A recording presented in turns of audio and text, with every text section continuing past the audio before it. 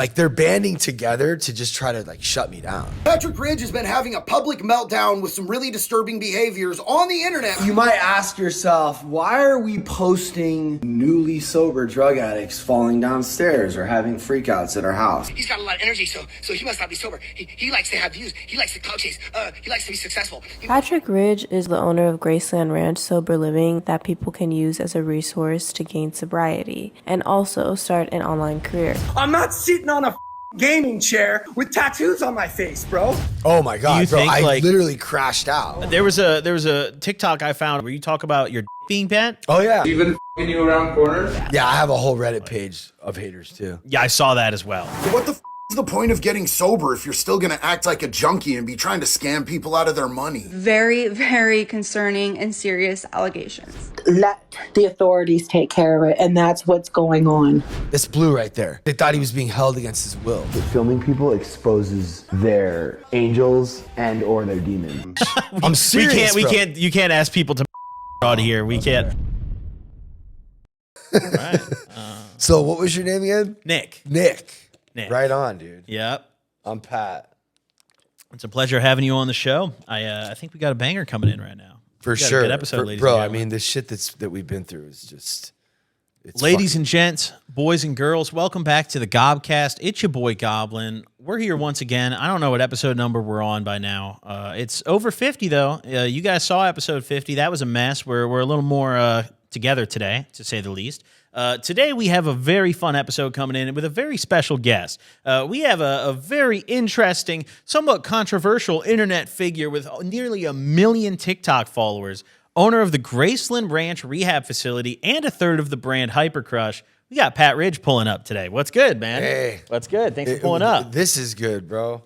That was cool. 1/3 of the Hypercrush. Yup. I did my research. You know, Yeah, I gotta, that's Preston Maroney.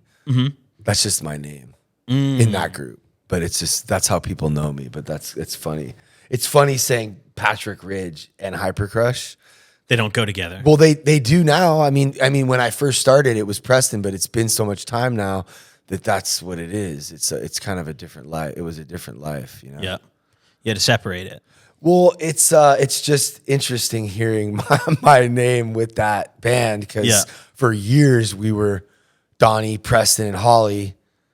But yeah, thanks for like looking into what we're doing and like doing your research. And yeah, I think we have a great, I mean, bro, I don't know where you want to start, but like I've literally been through like the fire, like hell fire for 4 years now. It's like, it's the hardest thing I've ever done in my life. I mean, the band Hypercrush was cool.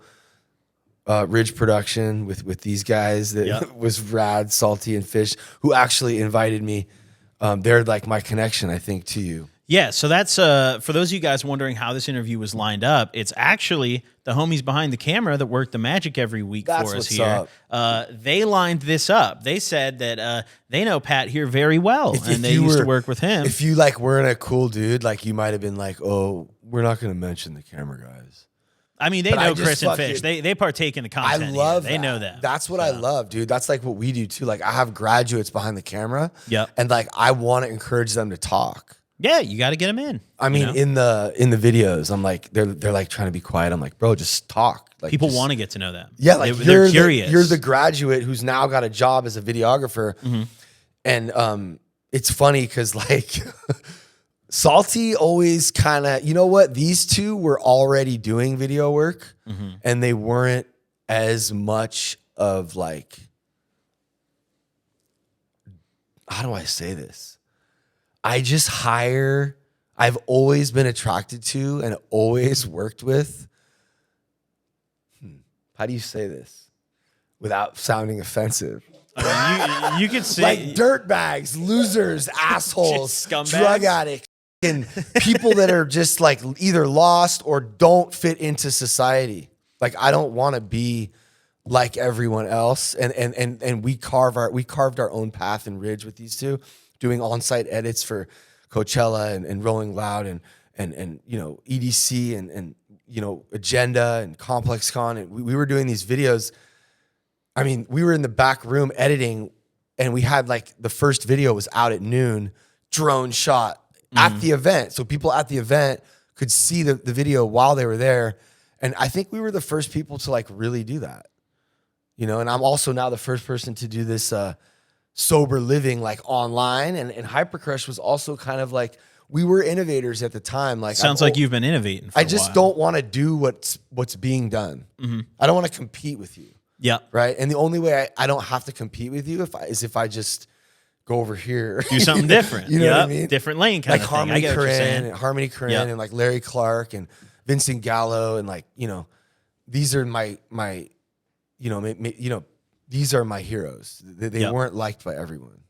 So for those out there watching who maybe have never seen you on the internet before, they're not familiar with you, how would you describe yourself to that person? I'm just like honest and transparent. And like, I post everything from me and my wife's relationship. Well, that's really how when I started posting like what really happens in my marriage, even before I got married, I just started to notice that was like resonating more than just like high production value videos. Like we do really high production value videos and we would post stuff. But yeah, so I'm just a dude. Really, I was in a band, and then I had a production company, and now I have this sober living. So I guess you could call me an entrepreneur, but I don't really like. I'm more like just really love punk rock and having fun and just yeah,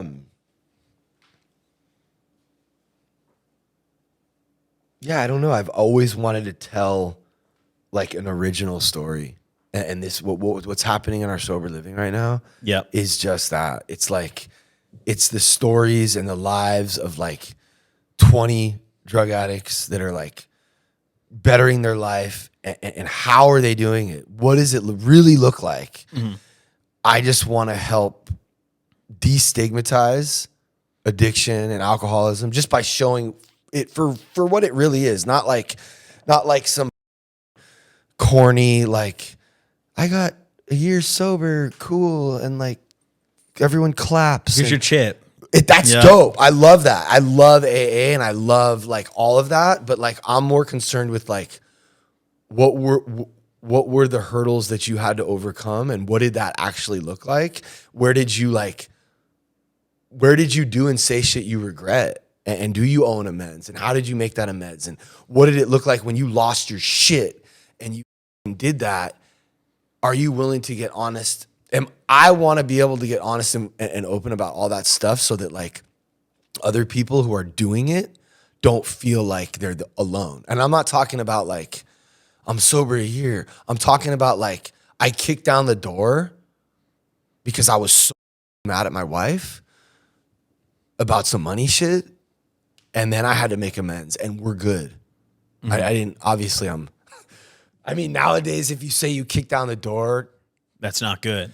But like, it's not good. I'm not saying it's good, bro. But like, of course, yeah. But like, it's it can happen. I've been with her for 20 years, and it's like, so I showed that. I show that shit, you know, because I am human. But people use those things against you later, big time. Now, before we kind of get into more of the sober living stuff and where you're at now, I'm kind of curious how it all started. Like, how'd you grow up? Where'd you come from? Well, I'm from Agora, born and raised California, near Malibu, Agora Hills, suburbs.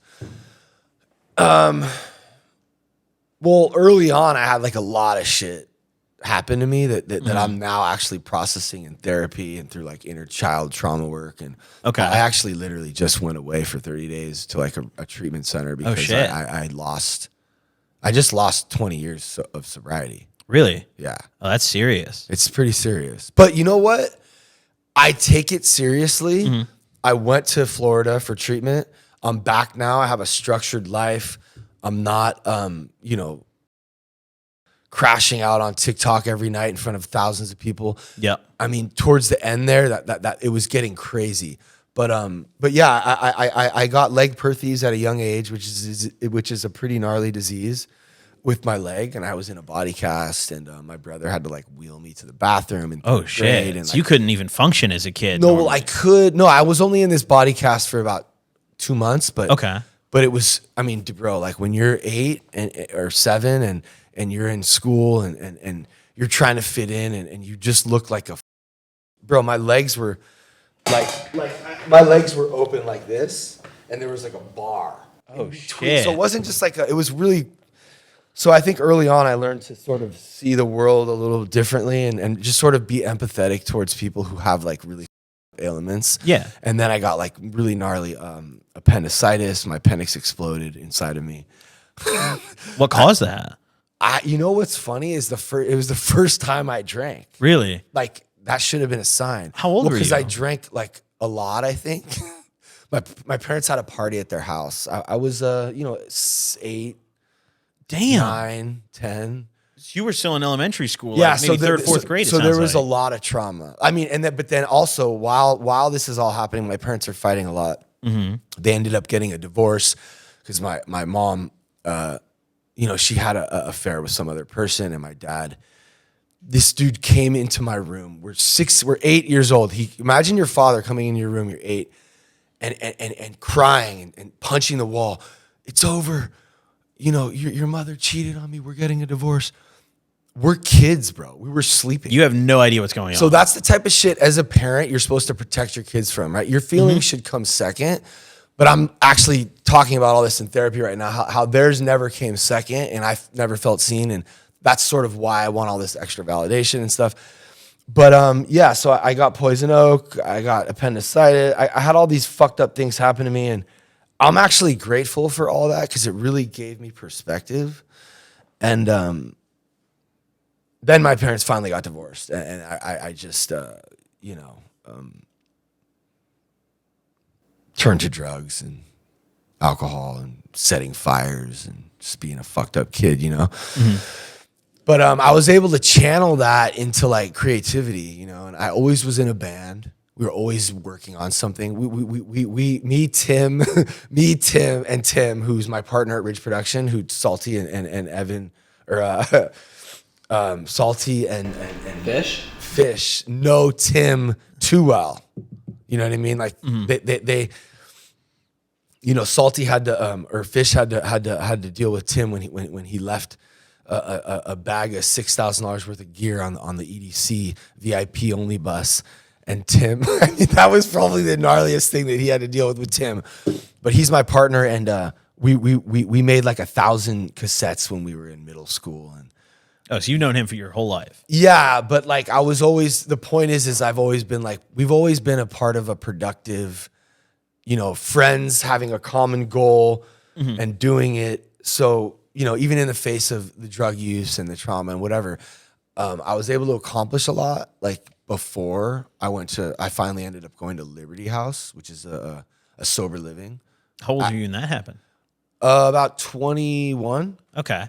So when you were still a little younger, I mean, you were drinking at 8 or 9 years old. Well, How quickly did your use progress after that? Well, that was sort of a one-off. And Okay. my appendix exploded, and then I started lighting fires and doing crazy shit and, smoking sticks. And then it's sort of, then I found like weed, and then it progressed. This girl, Vicky Quinn, my high school crush, gave me a Vicodin on the bus to, what's that snowboarding trip that they all go on? It's called like Insomnia or...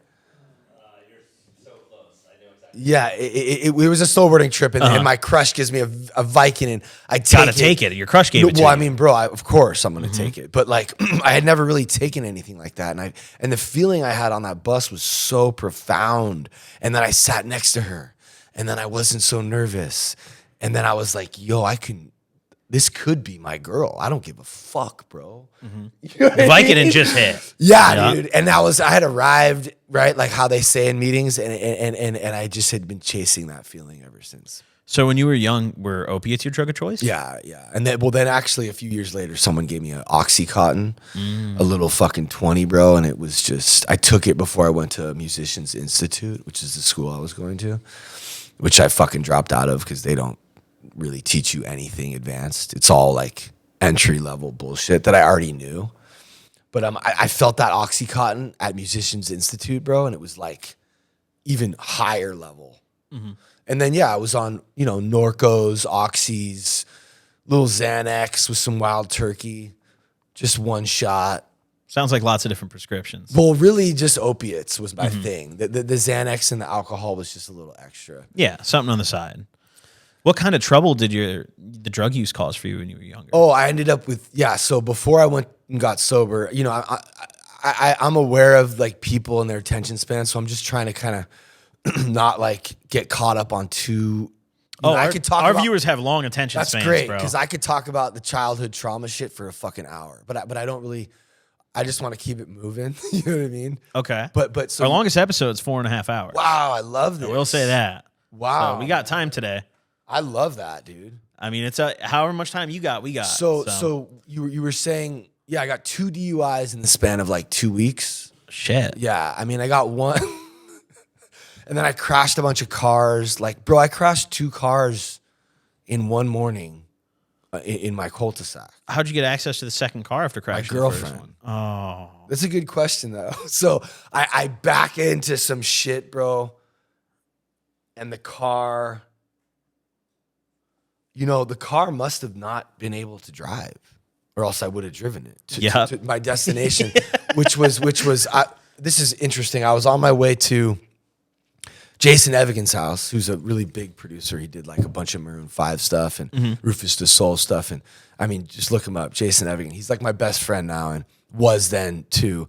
We were in a band called Delusion, and we got a development deal with Epic Records. Through Jack Osborne, which was fun. We were on the Osborne soundtrack. That's hype. It was cool because we were really young, bro. We were, we were, 17, 18, and they'd given us $50,000 to do this development deal. It sounds like that was kind of your first like big break with music. That was for sure. But while I was doing that, I was also in another band, another punk band called Therapist, which is like my heart. And this guy, the lead singer of that band, died of cancer. R.I.P. Dane. That's Rippey. tragic. Yeah, Dane Rippey. Rest in peace. They knew him. He was a big surfer guy, and he was one of the greatest songwriters. I'll honestly say, like, ever. And I've known a lot. I mean, like I said, one of my good friends, Jason, is a great songwriter, but this guy Dane just had something else real special. And when he died, he left a lot of the music on the laptop, and I ended up uploading it. So if you're interested and you want to hear that, it's Dead Horse Revival. Cool. Dane Rippey. It's all on Spotify. And but yeah, seeing him die was a really pivotal point, actually, in my sobriety. So I ended up getting sober at 21. I went to Liberty House. Okay. And I was sober 19 years, right? But oh, wow. Yeah, and then here we are now. And you'd relapsed recently. I got a couple months now. But all that doesn't go away, Yeah, you still have that 19 years of sobriety on your belt, Well, I mean, maybe it's not under my belt, but like it's in my head, it's in my heart. You had it. Yeah. You lived it. And I applied, this program's all about application. We can talk all the shit we want. We can know all the shit we know. But applying it in your daily life can be hard. And if you do that for 19 years, I kind of know how to live a sober life. So I'm really just getting back. I've been getting back to basics, but just to go back to your question about the wreckage that all this created. Yeah. I wrecked cars. I got 2 DUIs. I mean, I got 1, and then who the fuck drives right after they got a DUI? You know what I mean? Yeah, you shouldn't do that.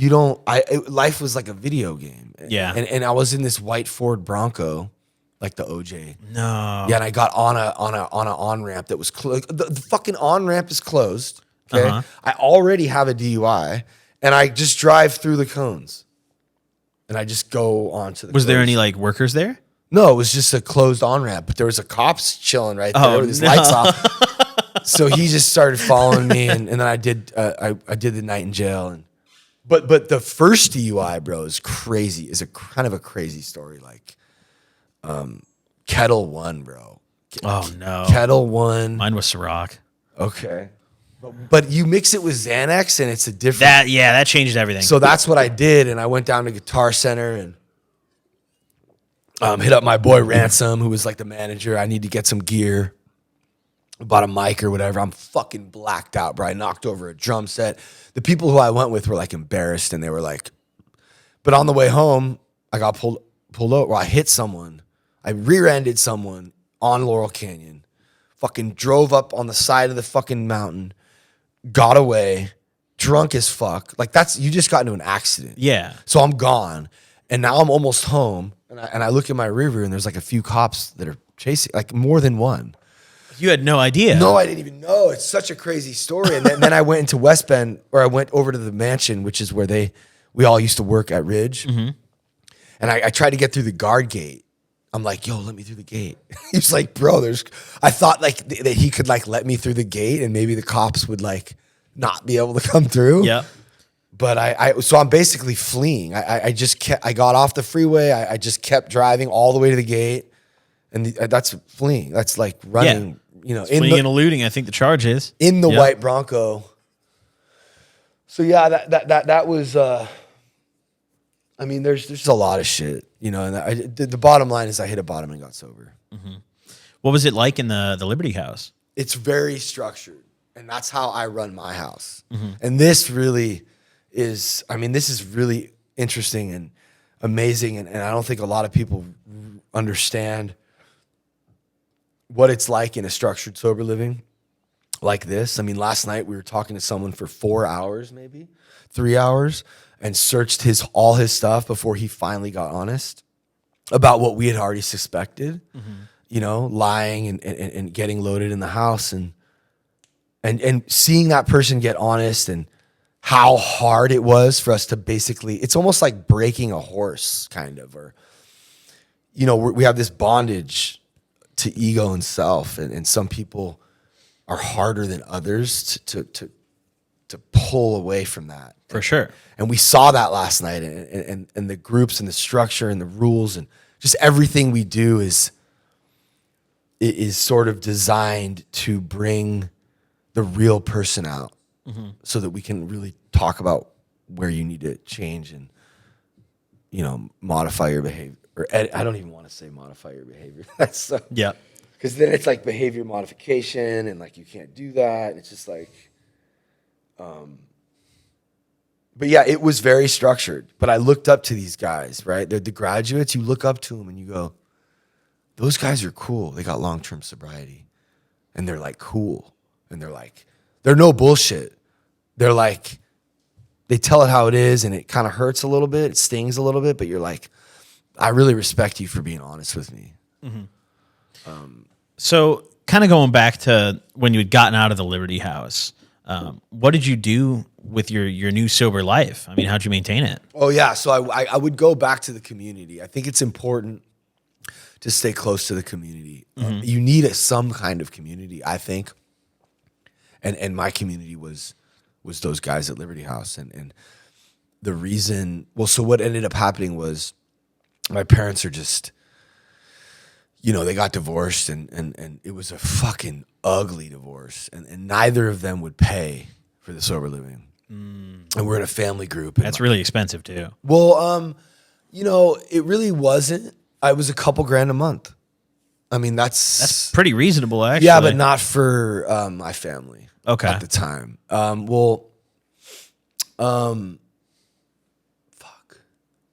I'm trying to be better about not saying things that are going to hurt people. Okay. Because I talk about everything and I say everything. Like already my parents might be a little bummed out about the fact that there was all that trauma in my life, and I'm talking about it. Well, I think it's okay to talk about it. Yeah, I think it is too, man. I think it's important, I think it is too. I think especially on a platform like this, it's important so people can learn from it. Yeah, and our traumas and all that, not to sound corny or whatever, bro, but like when you're a kid, everything you go through is going to shape you as an adult. And I think we suppress and we forget a lot of the things that happen to us so that we can like survive. And those things, they come up and they will affect your daily life, and they will, they can ruin your life if you don't look at them, identify them, come to terms with them, and just, childhood trauma work is really, I think all it comes down to is just looking at it, being honest with yourself about what it was, and like, feeling the feeling. You know what I mean? It's not like that complicated, you know? Yeah. You just got to accept it, internalize it, you know? Yeah, and recognize when those feelings, when you're having a feeling that's triggered by that, and you go, oh, I'm really not mad at Salty. I'm mad at my dad. I'm mad at my dad. And Salty is not listening to me right now, and he's looking at his phone, and that's triggering me because that's what my dad did, right? I'm not as mad at Salty, but I fucking get really mad at him, and he's like, damn, you're fucking crazy, fool, right? Yeah.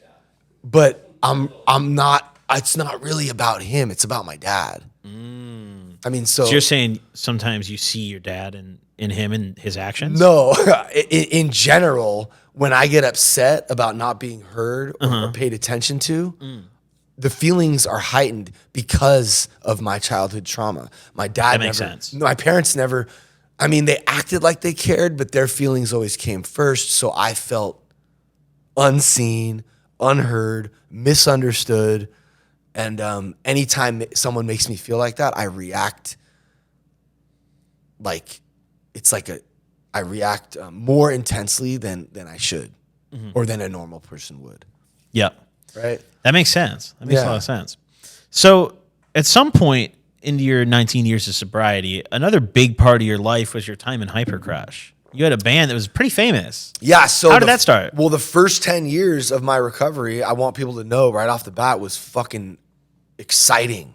It was it was literally, it was like, you know, I put it all down and I just really, I cross addicted, bro. You know what I'm saying? Like I get obsessed and fixated on things. And once I decide that I want to do something, like I just do whatever I can to make it happen. And I believe that it can happen. And just one of the people I was in a band with, Steve, we started just sort of, me and Steve were in a group called War Machine, and it was like angry punk, rock, political, hip hop, fucking really, really good, complex rhymes, and just a bunch of fucking woke bullshit no one's trying to hear. Like, honestly, it gets old, right? We just want to have some fun sometimes, you know, Salty?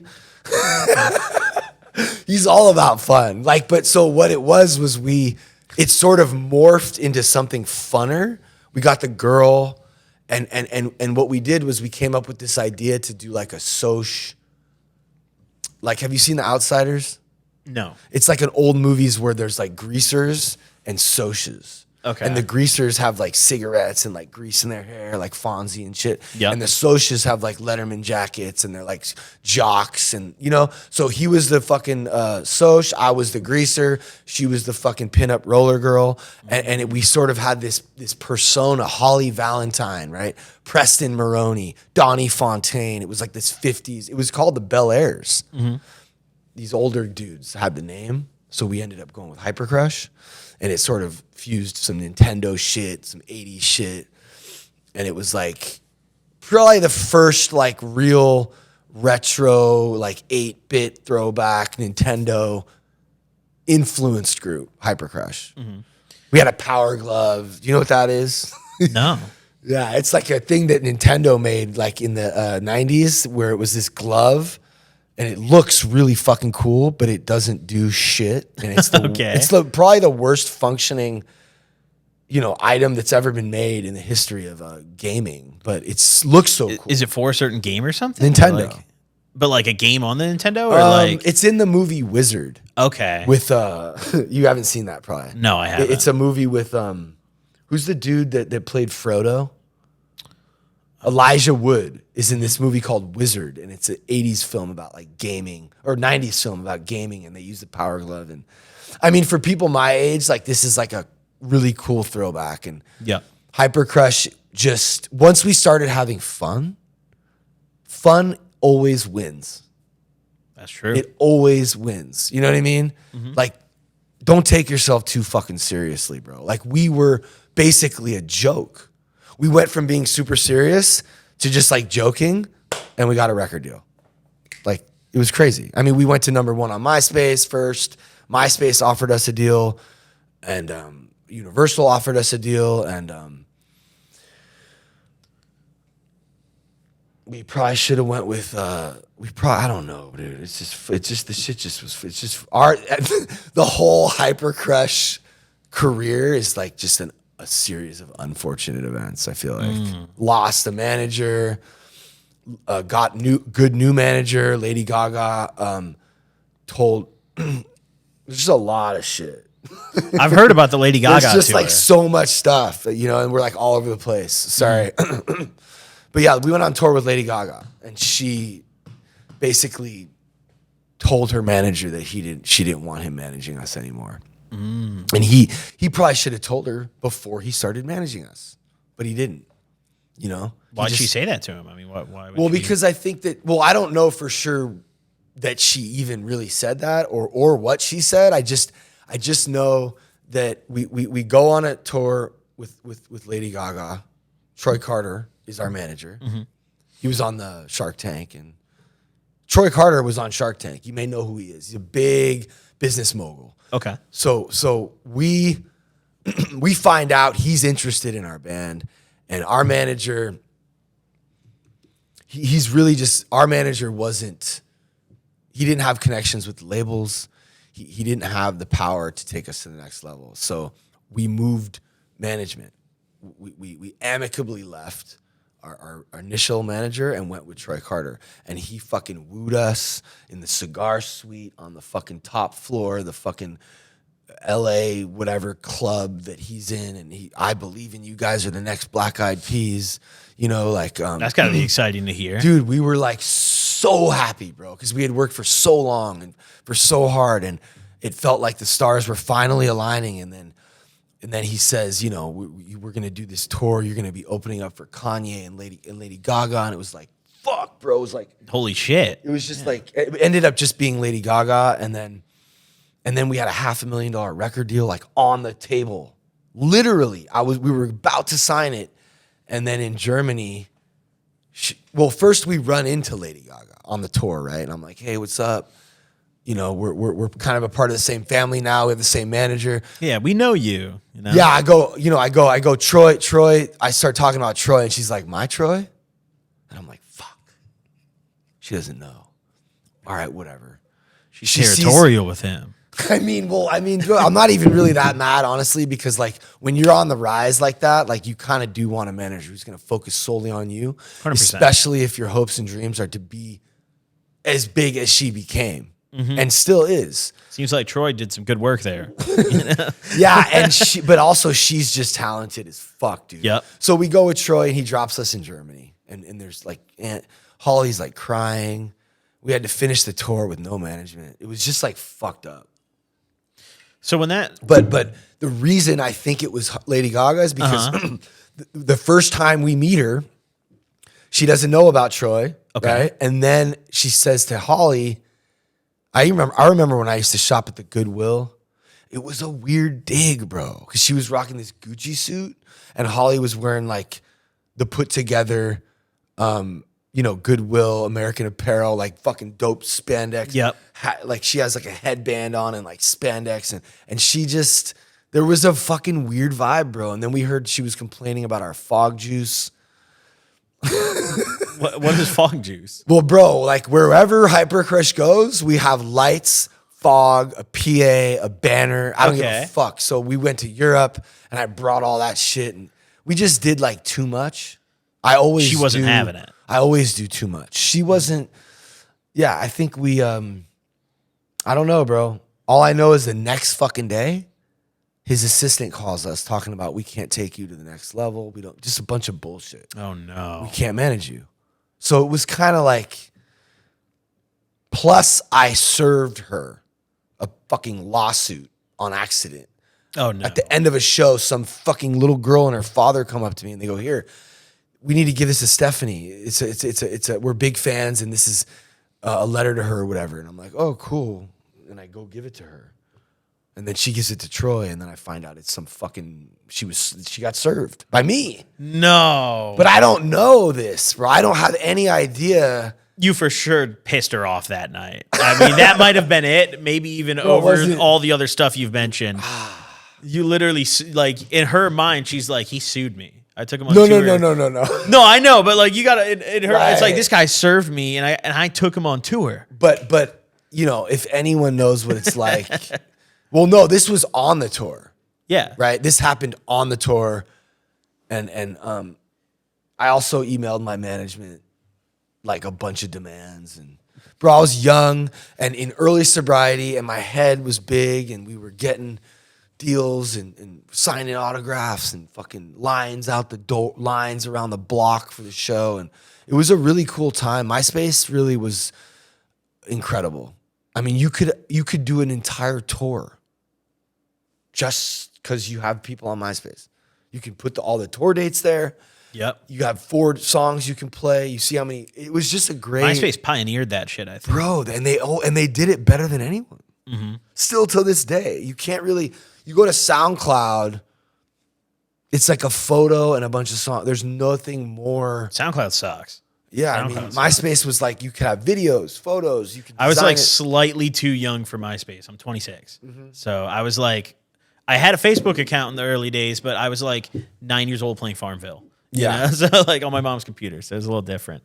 So your first deal that you got, do you remember how much it was for? Yeah, $375,000. What did you do when that money hit your account? Bro, we're fucking 17 and we just got $375,000.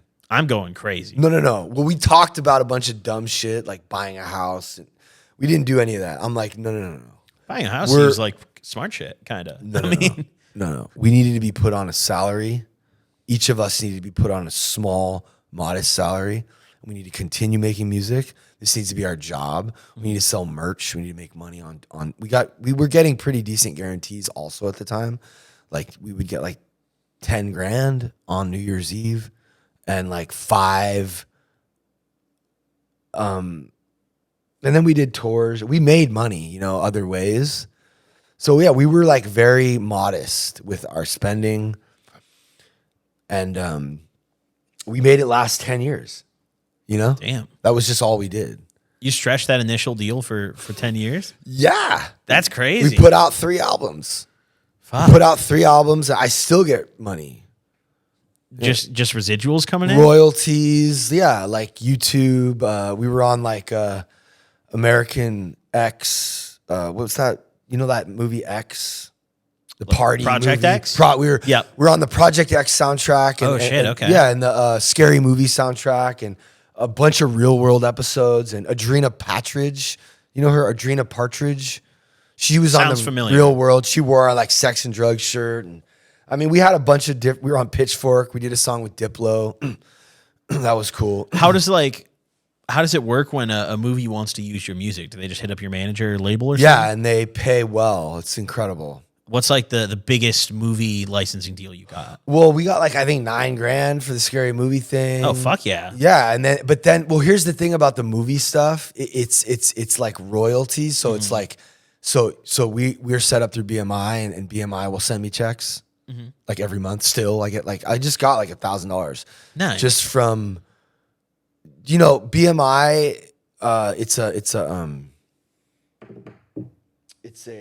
it's like a label. It's not a label. It's a publishing company. Okay. So the publishing company keeps track of wherever the song's getting played, and it puts it all together, and it gives you money for stadiums, football games, radio. Some nice passive income. Yeah, Spotify, YouTube, all of it.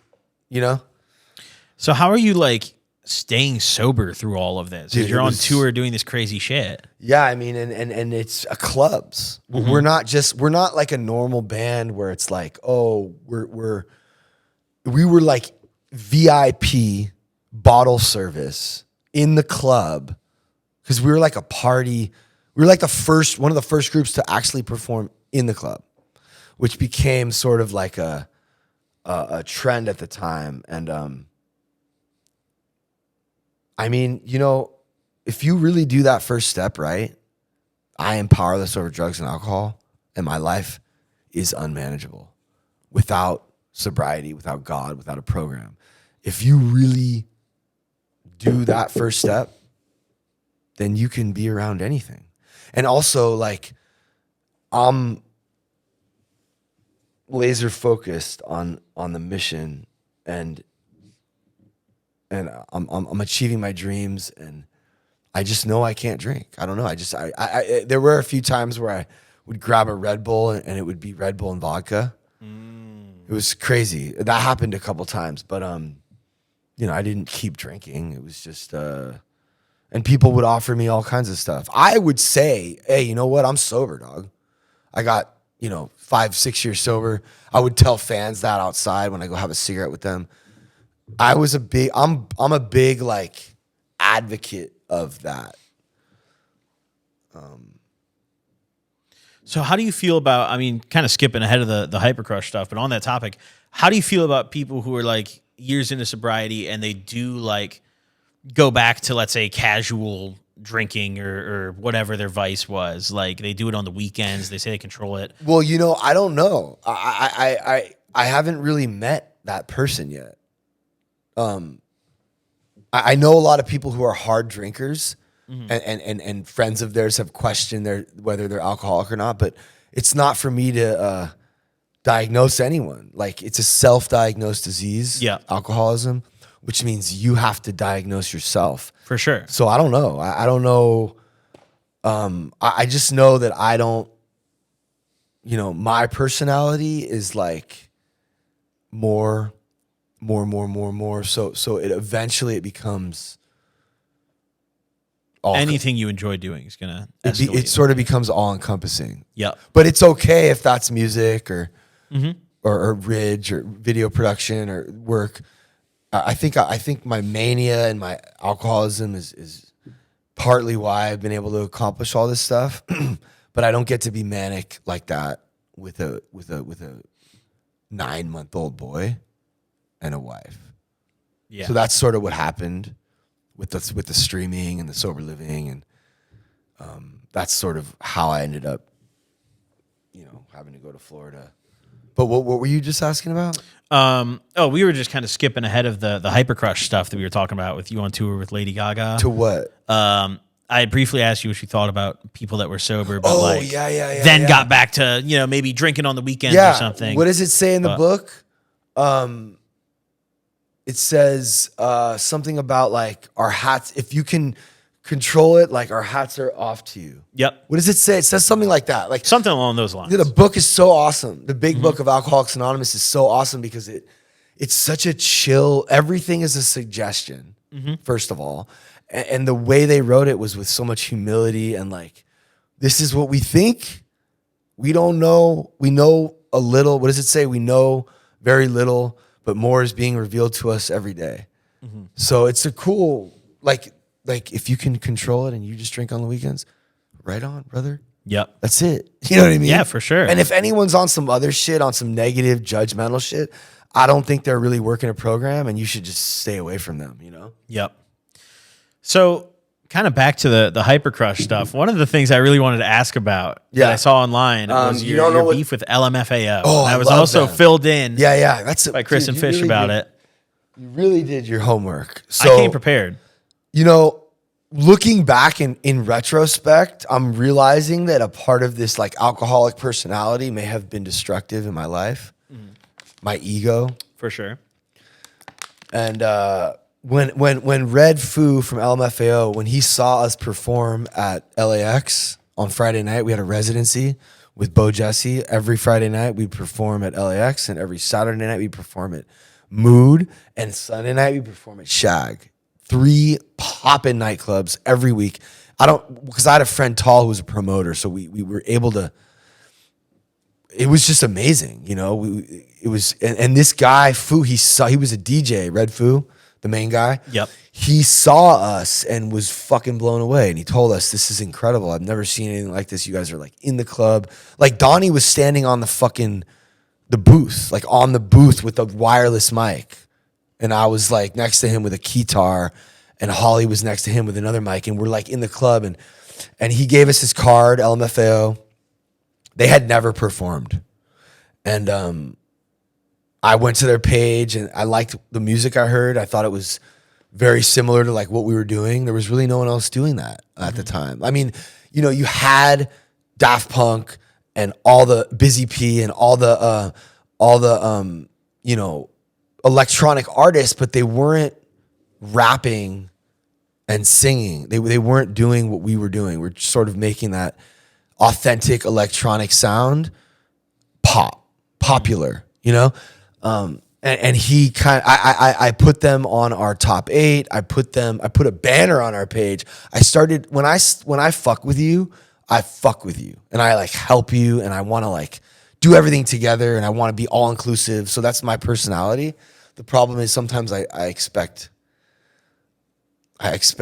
you to return the favor, which is not good. I should never be doing good things with expectations, you know? And that's what I did with LMFAO. I gave them everything. They were opening for us. I introduced them to the fucking, their manager saw them at the show we performed at LAX and it was starting, they were starting to get big and I was starting to get scared. Mm-hmm. So I called Fu and I said, I called my manager and I said, I think we should just start doing our own shows. It feels like every show we do is with LMFAO and I think we need some independence, you know? Which was fucking, I basically said I don't want them to perform with us on the Super Bowl. We did this Super Bowl thing in Arizona and it wasn't for the actual Super Bowl, it was for a Super Bowl party. Okay. But it was still fucking popping and they paid us well but I should have just let them come with us. Let's all have fun. Let's be like, what the fuck was I thinking? Mm-hmm. And then I asked for this leather jacket back that I had given him. It's stupid, bro. But like, he fucking saw those things. He saw me, bro. And he was like, I'm good on that, dude. I think is what happened. It wasn't really a beef. It was just a little thing that happened that created some distance between us. And then they just blew the fuck up. Do you think they might have stolen your swag a little bit?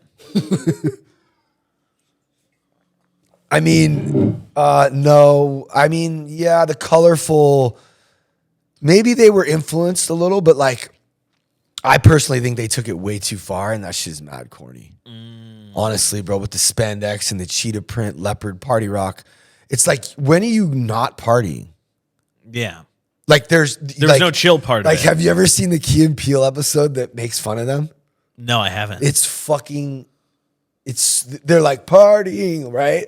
And they just keep partying. And then by the end, they're just like, it's just like too much with the party. Like, can we just go like not be with the loud? I don't know. I always want to make music more. If you listen to our music, there's more there.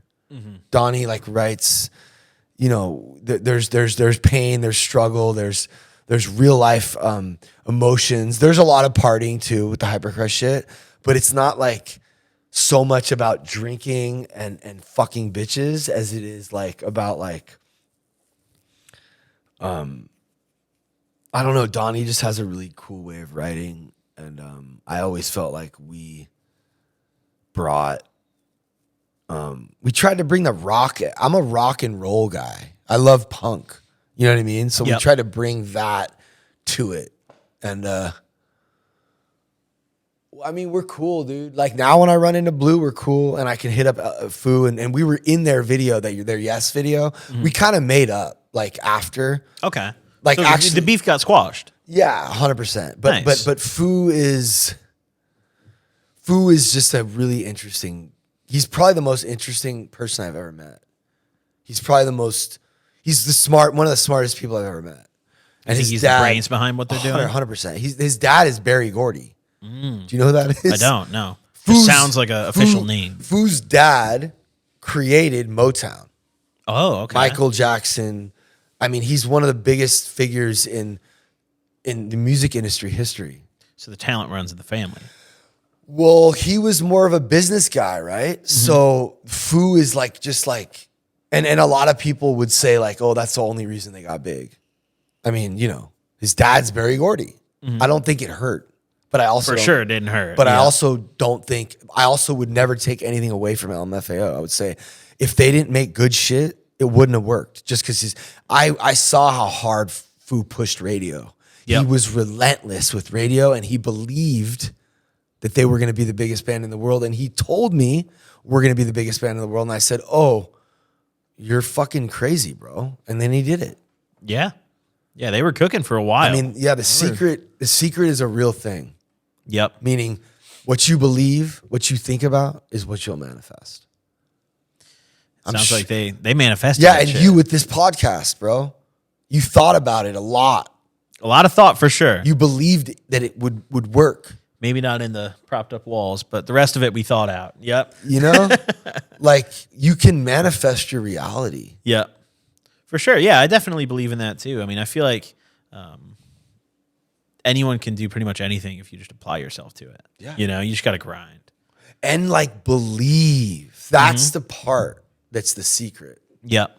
Because if you grind and you have this negative, pessimistic outlook on everything, You're fucked. You have to believe it. Have you ever seen Escape at Dannemora? No. With Paul Dano and Benicio del Toro? Do you know who Benicio del Toro is? No. Okay, well maybe some of you guys do. There's a scene in the movie where they're trying to escape from this prison, Sicario. Yeah. I've seen Sicario. Yeah, well, but that's Benicio. He's Oh, okay. the fucking assassin. Okay. This is Ben Stiller directed one of the greatest shows of all time. It's called Escape at Dannemora, and it's about a real live prison break that happened during Clinton's presidency. And he goes, you know, there's just a scene where he's like, if you believe it in your heart and in your mind, and then you take action, it will become true. And it's just like all about, you know, they escaped because they believed it and they worked towards it. I don't know. So how did the Hypercrush stuff come to an end? It's fucking not over, bro. We're just There was a period where it was over. Yeah, like not active though, right? It just slowly just dissipated into now we're looking at some songs we haven't put out. Donnie's been making the most incredible. I mean, the shit he's making is just like it's so amazing. And he's been making it for 5 years or more. He has like 20 songs, bro, and they're all like they're so ill. I could show you. It's just it doesn't sound like anything else. He's really talented, and he learned how to produce during the Hypercrush. So we're still sort of like we can still put shit out. Yeah. It just became like, you know, Skrillex showed up, Martin Garrix showed up, the fucking Avicii's like 17, and he puts out Level. We're just like these kids started to show up that were so fucking. The competition just started getting too crazy, and there was just it's too fragmented, and it's like it's oversaturated. Everything is just oversaturated. So it's like, plus, bro, like I'm not trying to be on planes, in airports. It's a lot. Touring and shit is a lot. Hotel rooms, promoters you don't know, fans you don't. It's just like I'm like, is this really what I wanted? Low key, and God will intervene if you're sober for any extended period of time and you're doing the right thing. God will give you what you need. God will give you something better than what you could have thought of, which is what I have now. Yep. Like I get to go to a sober living with a bunch of cool kids, with all of my friends, really. And that's my job. Like that's way better than having to go to a fucking airport and fly to the place. Why? So you can get some validation, you know? Like I did it all for validation. Yeah. And all the validation I got wasn't enough. So I'm kind of curious too. I mean, the sober living is a huge pivot industry-wise from the music industry. Yeah, well, first, how do you even get started with something like that? Well, we did the Ridge production thing. Okay. After Hypercrush, I filmed all that, you know, Complex Con and all that stuff. Thanks to Aaron, my friend, and Tall. But the sober living was something I always wanted to do ever since I saw it. I saw what they did at Liberty House, blew my fucking mind. I couldn't believe it. They were communicating daily on a level I had never seen. They were holding each other accountable daily on a level I had never seen, and also listening to each other and seeing each other and caring about each other. And coming from the family I came from, that was fucking everything. And I just always thought I would love to do this one day, to create a community like this where the people that aren't willing to get honest, they fall off. It's like they fall off, and you end up with like just the best. We're like mining for gold, and there's like 2 gold nuggets right there. Yep. You know what I mean? Like these people came into my life because of TikTok or whatever, Instagram or the internet, and now they're fucking. How much sober time you got? Where the fuck's 7? Oh, 2 years, Blue. I got almost 4. 4 years. I mean, and this kid was a fucking nightmare. He drank vape juice. He tried to kill. He tried to jump up. Bro, we had to 5150 him 2 times. That kid right there. Wow. I mean, the how hard it was to bring him to where he is. I could never have done it without the structure and the community that is Graceland. It's like the miracles that happen in that house. Once you create the structure that we have, I mean, we have like I have people on the reflections table writing 50,000 word essays, and they can't talk to anyone until they're finished. That could take them up to a week. That means they have to wake up and just write. And it's fucking gnarly.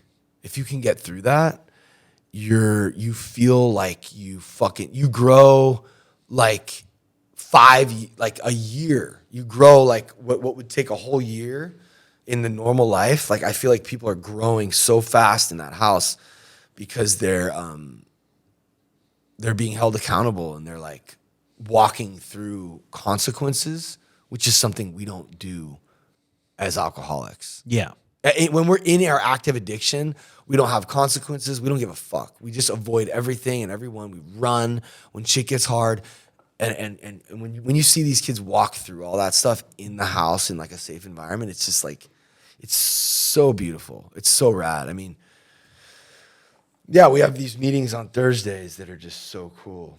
But I don't know. We bought a house. That's how it started. Okay. Buy a house, a big ass fucking mansion.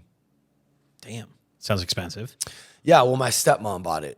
Okay, there you go. Yeah, and I got the financing coming in. I pay her rent. Well, no, I mean, we pay a good amount of rent, you know? Yeah. But yeah, I wouldn't have been able to have this house if it wasn't for the support from my family. She's basically like an investor. So it's not really, we could have found another investor. But it's always, I personally don't know. You have different schools of thought. Like Gary V's like, don't, disassociate from your parents as soon as possible and do you. I'm like, have as many friends as possible. Equity is like fucking manure, bro. If it's all in one place, it's just a pile of shit. But if you spread it around, grass will grow. So you just spread it around. You know what I'm saying? After a while, you got a bunch of little shit nuggets at first. But wait, why the fuck did I just say that? You tell me. Oh, honestly. because I'm talking about partnering with my family, right? And allowing them to like invest and like and using all the resources you have. You know what I'm saying? And I have other partners and like,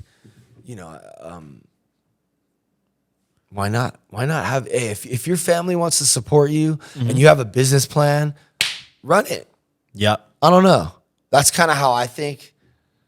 But for sure. I mean, hey, if my stepmom's buying me a house for my business, I love you, stepmom. Yeah, I mean, bro, I am honestly forever grateful. So how do you, I mean, once you got the house, how do you get like your first person in a bed there? I mean, how does that play out? Oh my God, dude.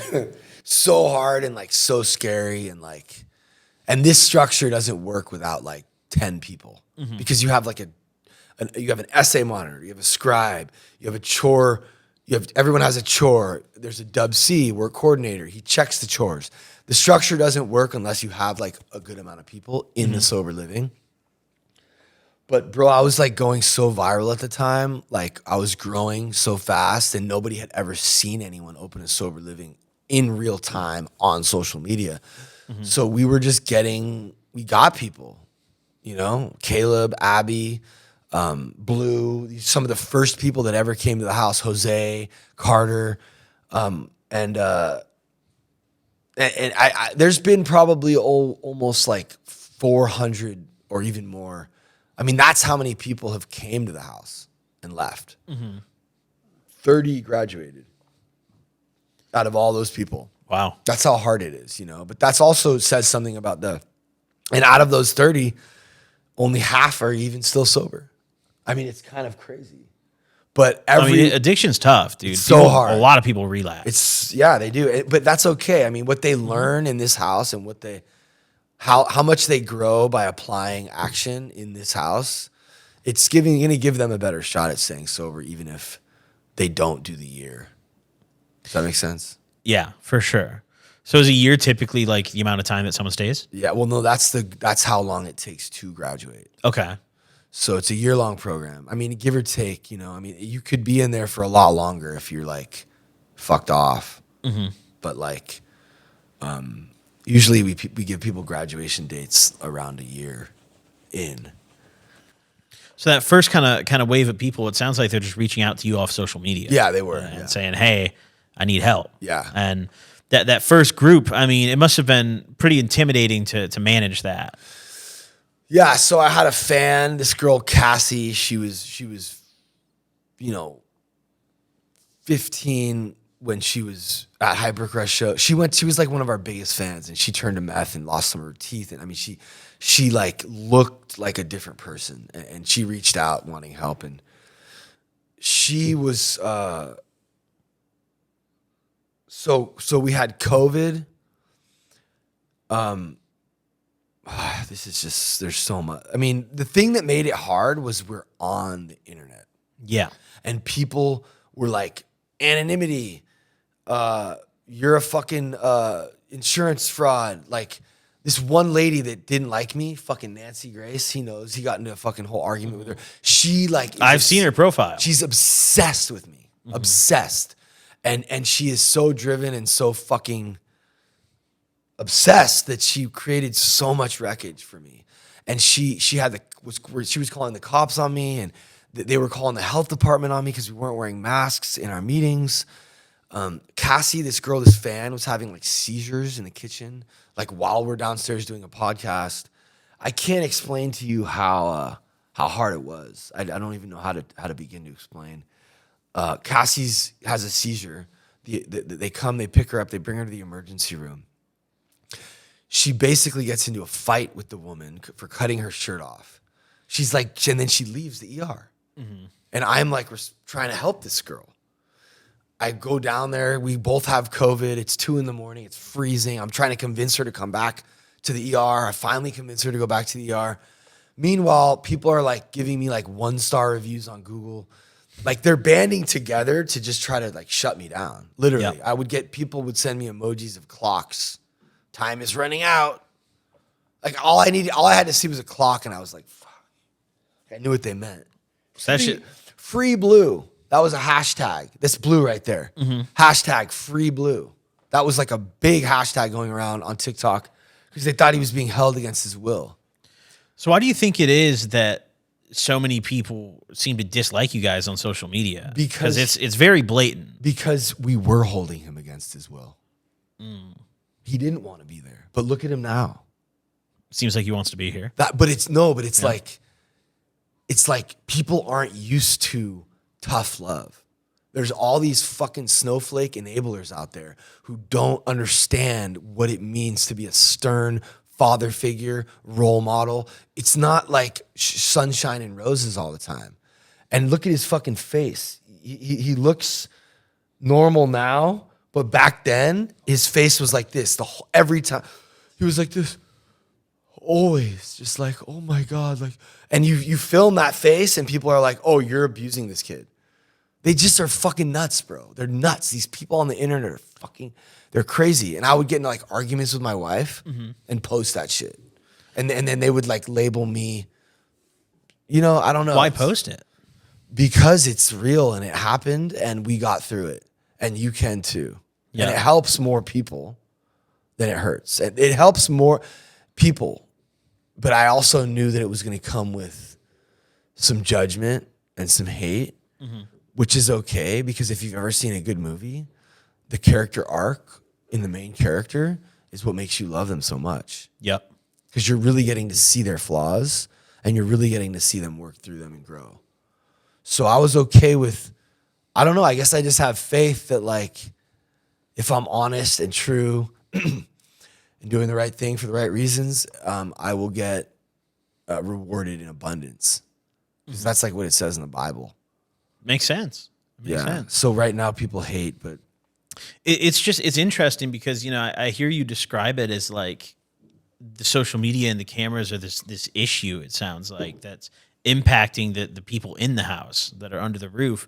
But then also on the flip side, it sounds like that's okay if it's helping more people on the outside. it's hard. You know, This is, I don't know what I can't look to anyone. I can't, no one's ever done this. But if we can raise enough money on TikTok Live for a fucking scholarship, what's wrong with that? That's crazy. So is the social media your guys' like primary income? No. Okay. No. I mean, right before I fucking bottomed out there and I was streaming like 15 hours a day, yeah, we were making a lot of money, but like, that's not sustainable. Yeah. It's a little cool little money. It's enough to help out with some of the scholarships. Half the people in our house are on partial scholarships. I mean, nobody, it's rare that someone has money and resources when they're at the point of hitting us up. That's all usually gone, right? Do you think, in a way, I mean, it seems like you post a lot on social media, both like between Graceland, your personal profiles. I mean, you have people here filming, you know, behind the cameras today, you know? Yeah. Do you think, in a way, that you're addicted to social media, maybe? Oh, 100%. That's why I went to Florida. Was that like a part of your most recent relapse? 100%. It was bigger. I think it was a bigger part than the CBD, honestly, because it was CBD. But the you know, the validation and the having the thousands of people, having them, you know, the hate and the support and the money and talking to people, like, bro, I would be up all night talking to moms who had just lost their kids. Yeah. And I'm like talking to them, consoling them, and there's like 10 other people in the room with me they're all helping each other. So it was like in the face of like helping people, making money, validation. It was a fucking perfect cocktail of like me just fucking becoming obsessed and addicted to it. Now I have like structure around it. I have like a fuller day and I have like rules, and I gotta be home to see Wolf and my wife. My son's name is Wolf. He just turned 1. And I go there at 5 and I'm there at 11 and I'm there. So I'm sort of not able to stream the way I was. And I won't, if it starts to become crazy again, like I have people in my life that can pull me up on it. It just seems so kind of difficult to stay away from when it's so intertwined in what you're doing. Yeah, I mean, the social media is how you're getting people in bed. I can't stay away from it. Yeah. And if I stay out of the comment section, and it's a creative outlet for me. Honestly, it's I need a creative outlet, and that's all I have. Mm-hmm. Have you ever tried to find another creative outlet, or is that just what you're set on? I draw and I fucking play music and I listen to music and I but my main thing is creating stories and narratives and telling stories. That's what I want to do. I've always wanted to be a director above everything. The only reason I even made music was so that maybe I could somehow make a movie at some point. Literally, like, and you see, you know, there's some other people that have done this, but that's what I love. I love editing something, shooting something and editing it together, and you put it out and people have feeling that you make them feel something, right? You touch people. Yeah. And my therapist once said, just because you're touching people doesn't necessarily mean it's in a good way. You could be touching. So I'm poking a lot of people's, like, I'm triggering a lot of people because maybe they had someone like that yelled at them the way I was yelling at someone in a video, right? That was really abusive. And they think I'm that person, but I'm not. I'm not abusive. I lose my temper sometimes, and I'm not perfect, and I'm like, but I don't give up on people, and I lead with love. But when you expose your vulnerabilities, bro, on the internet, these motherfuckers are gonna use it against you if you get big. But I don't give a fuck. I think that that's the medicine for a fake ass sea of bullshit online. For sure. I think more people should do what I'm doing, because if enough people did it, then we would start to see that, like, oh, we're all flawed, and just because you see someone doing some fucked off shit online doesn't mean they're like a fucked off person, because you wouldn't throw your friend away. But if you see someone doing some crazy shit on the internet, you're gonna throw them away. Do you know what I mean? Yeah, that makes sense. Like, who do you like Gary Vee, or like, who's your guy? Joe Rogan? Fuck, dude. I mean, that's kind of tough. Anyone like that you like? I mean, I don't. Theo Vaughn. Yeah, Theo Vaughn's funny. He's great. Like Theo Vaughn. If we saw a video of Theo Vaughn yelling at his wife tonight, everyone would have a totally different opinion about him. That's not right. That's fucked up. And that's a problem amongst the entire internet. And we cancel people, we throw people away. It's fucked up. Like, we're in the infant stages of understanding how this phone can affect us and other people and the entire race. I mean, I'm online battling people in different countries, and I'm telling them about my sober living, and I'm communicating through Google Translate with people in Syria and Israel and Russia, and it's incredible. It's like crazy. We're sort of becoming, it's just a melting pot, right? Yep. But let's cut out all the fake bullshit. Just be honest. Just be real. You know what I mean? Yep. It seems like you spend a good amount of energy on the negative comments you get. I do too much, bro. Do you have trouble like avoiding those, or what's? Well, I don't read any I try not to read any comments, okay? But sometimes I'll post something like last night, and then I'll somehow get into a comment, and I'm like, wait, wow, like that negative comment, like for example, like there's a video where I talk about turning this into a TV show because it's what I really want to do. I think that this would be the best show ever, and it would be I was going to ask you about that because that's the vibe I'm getting for sure. It seems like this should be on like HBO or something. Yeah, it would be informative. It would be helpful.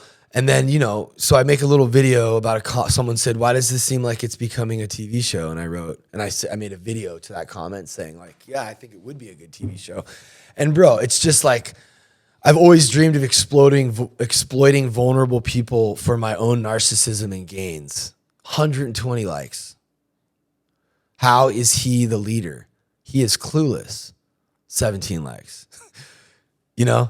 So what? It's in your it head, just keeps going with when you read a comment of someone that says that you're exploiting addicts for content, right? What in your head is your response to that? It's so fucking frustrating. It's like, are you fucking absolutely clueless? They see the cameras. They're choosing to stay in the house. Yep. They came to the house from the internet. We're not exploiting them. If anyone doesn't want to be filmed, we don't film them. Evan will tell you, we just don't. We respect everyone. That's what pisses me off is they're just like, why are they so fucking miserable? It's sad, really. They're fucking miserable. So you have people in the house that like, let's say have said like, oh, I don't want to be on the camera, and they're just never on camera? Yeah, we do. Interesting. And do people just not believe that, or what's the... They don't care, bro. Like, they're miserable. Like, you have to understand, like, I'm attracting mostly addicts. Right? Who probably want to get sober and need to get sober. Addicts are a very unique demographic. I mean, the majority of people watching the show right now are addicts. But are they in recovery? Not a lot of them. So you must get a lot of hate too. Oh, I get some comments. Okay. Dude. See, the reason is because we're meddling in a puddle that's pretty dirty, which is cool. That's what Jesus did, bro. Yep. He fucked with the street people and the prostitutes and anyone who wants to help you got to go. But those are the people that are going to be kind of mean and resentful, and they want to, they need to pull themselves up. And the only way to do that sometimes is by pushing someone else down so you can get up. That's the purpose of somebody hating on you, because you're above them in a sense, because they're watching you. So they want to pull themselves up a little bit by bringing you down. Have you ever posted a video kind of saying that response that you just told me? I mean, maybe not just like that, but I definitely have posted videos about, like, you know, how the comments affect me. And because I mean, it's tough, especially when you're getting a lot of unwarranted hate comments and you're getting, you know, people just commenting negative stuff for likes, especially, which is popular now. It's kind of tough to separate what is valid criticism and what is just bullshit. As the viewer. Yeah, as the viewer, and also I think as the creator, it gets tough. And sometimes even I get overly defensive when I get a lot of hate comments, you know? I think everybody does. And I think that's also something that, like, from your end, I think the amount of hate comments it seems like you get, that might happen to you. You know, like maybe you do become overly defensive about it. Oh my God, bro. Think, I literally crashed out. Like, that's what they call it on TikTok. Because these people are, it's called rage baiting. Have you heard of that? I have. Yes. I know that This is term. a thing. So I think people are starting to get tuned to this, right? And you know what I think a lot it's of been this around shit, for a bit, yeah. But I think a lot of this shit is like a joke. Okay. Right? So they might just be fucking. For sure. They're like, talk shit. Oh, I'll go tell you right now, bro. Hit my vape, drink an energy drink, go to Rolling Loud. Oh, I'm a fucking idiot. Talk shit. Fucking, you know what I mean? They're not like real people. When I see those comments on like TikTok and stuff, I just remember that was me getting high at like 16 on Facebook. I remember. You know what? I've written some fucking bad comments too that trying to hurt somebody. So I don't know, dude. It's like, if you didn't get negative comments, I would be like, oh, this isn't really that big of a podcast. Yep. Yeah, we get hate. That's sure. good. Right. Congrats, bro. Thanks. You know what I mean? Is that sick tattooed on your knuckle? 6 shot. Oh, nice. Like Can videography. you show that to the camera? Yeah, like videography. Well, I think this one's on me, right? When did you get that? I mean, they're all like, yeah, that one's on you. That one gets everything. 6 shot, nice kick. So a nice kick is like a kick drum. Yeah. That's like where the song starts. When did you get those? Find it. I don't know, 15 years ago, maybe. Do you have any tattoos that you like really fucking regret? No. Really? No. Because you just put more on. Okay. And then you just lose it. You just fix it. It just gets lost in the sea of tattoos. Like, I used to really hate this little guy. Because he's sitting down and there's some paper coming out of his back pocket. But it kind of looks like he's taking a shit. And I swear this guy asked me, is he taking a shit? You did, bro. No way. People used to ask, and that one I regretted. Okay, but look now. It's got a road behind it. There's a skull. There's a fire here. I mean, you don't even know. You don't care what he's doing. But he was all by himself at one point. Oh, fuck. That's Does that deep. make sense? Yeah. That's actually interesting because, like, addiction, the opposite of addiction is connection. I don't know if you knew that. I didn't know. It's kind of a weird concept. It makes perfect sense, though. Once he was surrounded with other people and he has a community now, it's not so bad. He doesn't feel so bad. It's weird that analogy kind of, there's a parallel to like how we stay sober. And if you don't have quality connections, you're not going to be able to treat your addiction. The way we treat addiction is through connection. And the way we get connection is, I think God works through all of us, you know, and we go to meetings and we meet other people that are on the same journey, struggling the way we are. That's how we connect, and that's how we fight the disease of addiction. Pretty simple. Makes sense. Yeah. So let's say, hypothetically, I came to you today. I'm like, yo, my addiction's really bad right now. I'm tired of it. I'm ready to give it up. I want to get sober. What's the process for me getting into, you know, well, you just call Gracelandranch.com. There's a contact. You just fill out the contact form. Okay. Or you call the number. Someone will answer. Madison, who's a graduate, or Danielle, who's my partner.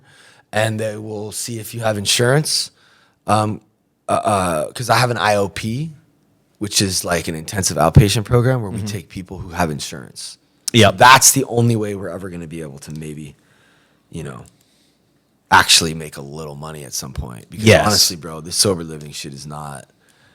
I barely stay in business every month. It's so gnarly.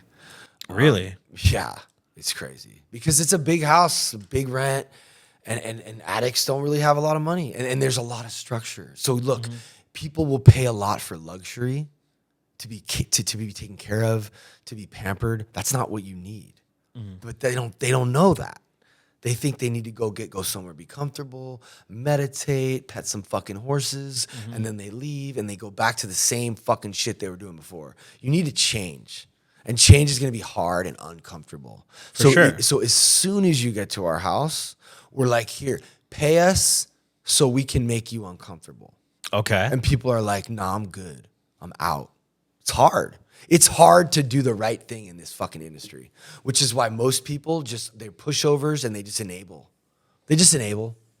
They take people's money and they just let them. If we see some shit in you that we think is a pattern, that is the reason why your life is in the fucking trash can all the time, we're gonna, not only are we all gonna tell you about it, but we might set up a little program to where you can't even do it. And if you do, you get struck. Like if you're a liar, like we've had a liar in the house before, and he wouldn't stop fucking lying. So we put him on a program.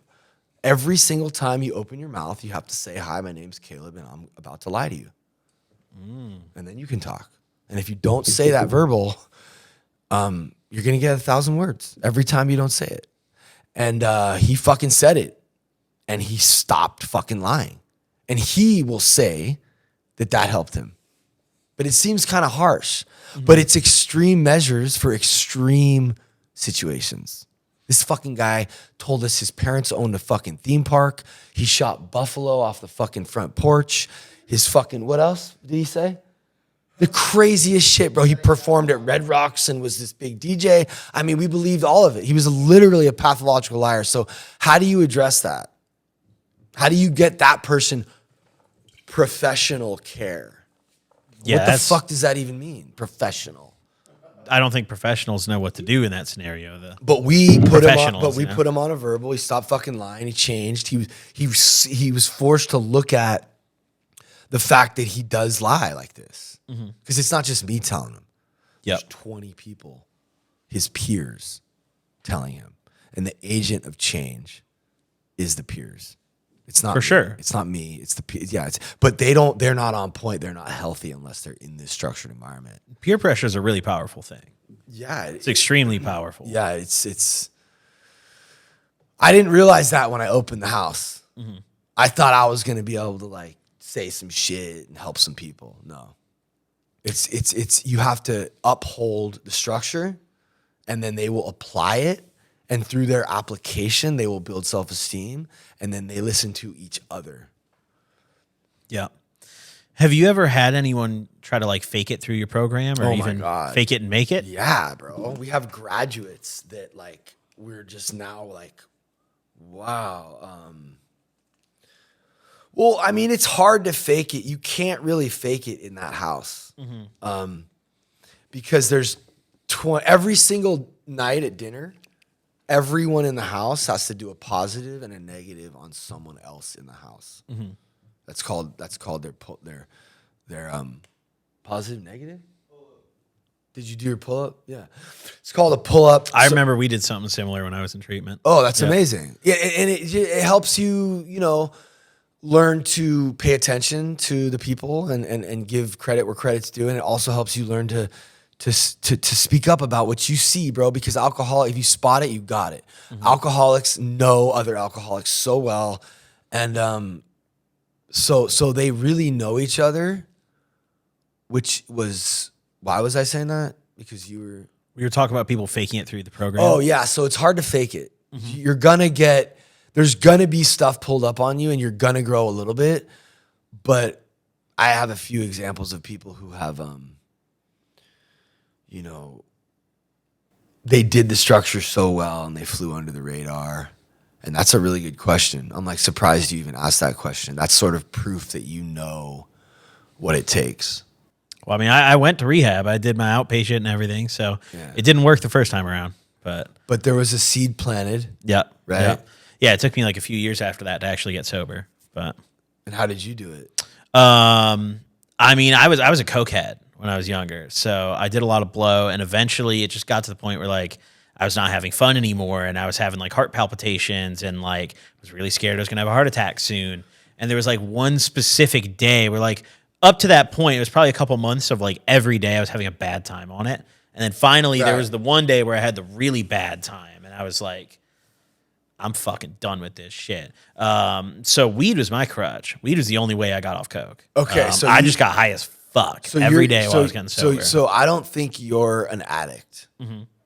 Why is that? Well, because you can use weed like you can use weed and manage your life, because you can manage your life. That's why.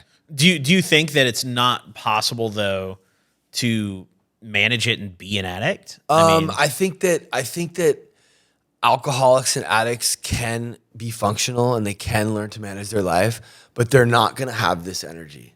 I mean, I think an addict is an addict for life, no matter what your handle on it is. It is. And if you're not treating it and you're in your disease and you're using and you're trying to control that, I think that it will affect your character and the relationships in your life. And you're like, your energy right now is like good. You're like put together. You're like, I can just tell that like you're a well-balanced person to a certain degree. And if you were a real addict and you were smoking weed, I don't think real addicts can manage any mind-altering substance. If you're a real addict. I kind of disagree with that. Okay. I don't really think that's true. I mean, I know a lot of people very close to me. I work pretty deeply in the cannabis industry. Yeah. And a lot of the people in this industry are addicts that found recovery in cannabis. Wow. And that's like... Don't leave the room, please. I'm just joking. I mean... No, it scares me. It just scares me because it's part of why I just had to go back. Why I mean, look, I'm considering that a relapse. I didn't do anything else. Just so everyone knows, I didn't do anything. I didn't take any pills. I didn't do any drugs. I just relapsed on CBD with Delta 9. And I'm considering that like a full-blown relapse and changing my whole sobriety date. That might sound extreme to you. Yeah, I mean, that's differences of perspective. I run a whole hemp company. Yeah, that's cool. So like I'm in the industry and everything. But that's like a big part of my sobriety, you know? What? The hemp stuff, the weed industry, you know? Like Using... if I wasn't in this industry, if I wasn't around the people I'm around, if I wasn't able to smoke weed legally and do my thing, yeah, I'd be fucked. Okay. I'd be fucked. I'd for sure still be doing harder stuff. So that's great. I have no judgment around that. And I think that like, to each his own. I just, like in the book, it talks about how alcoholism is defined as two things. Mm-hmm. It's a physical allergy and a mental obsession. So that's how you know you're an alcoholic, right? And it seems to me like if you're able to control your using or your whatever, you don't have the mental obsession or the physical allergy. Because if you have the physical allergy, that just means that if I'm not high or using, the physical allergy is the physical, like you react differently to it than other people, and you can't stop yourself from continuing to do it once you start, to the point where it creates an unmanageable life. So the first step is I admitted I was powerless over drugs and alcohol, and my life had become unmanageable. And I think that like, if your life is manageable, it's really hard to admit you're an alcoholic. And if your life is unmanageable, I don't fucking know, bro. What the fuck do we know? We don't know a whole lot about this shit. Like alcoholism and addiction has only even been considered a disease for however long, maybe I think 40 years. I mean, AA's been around for I think 80.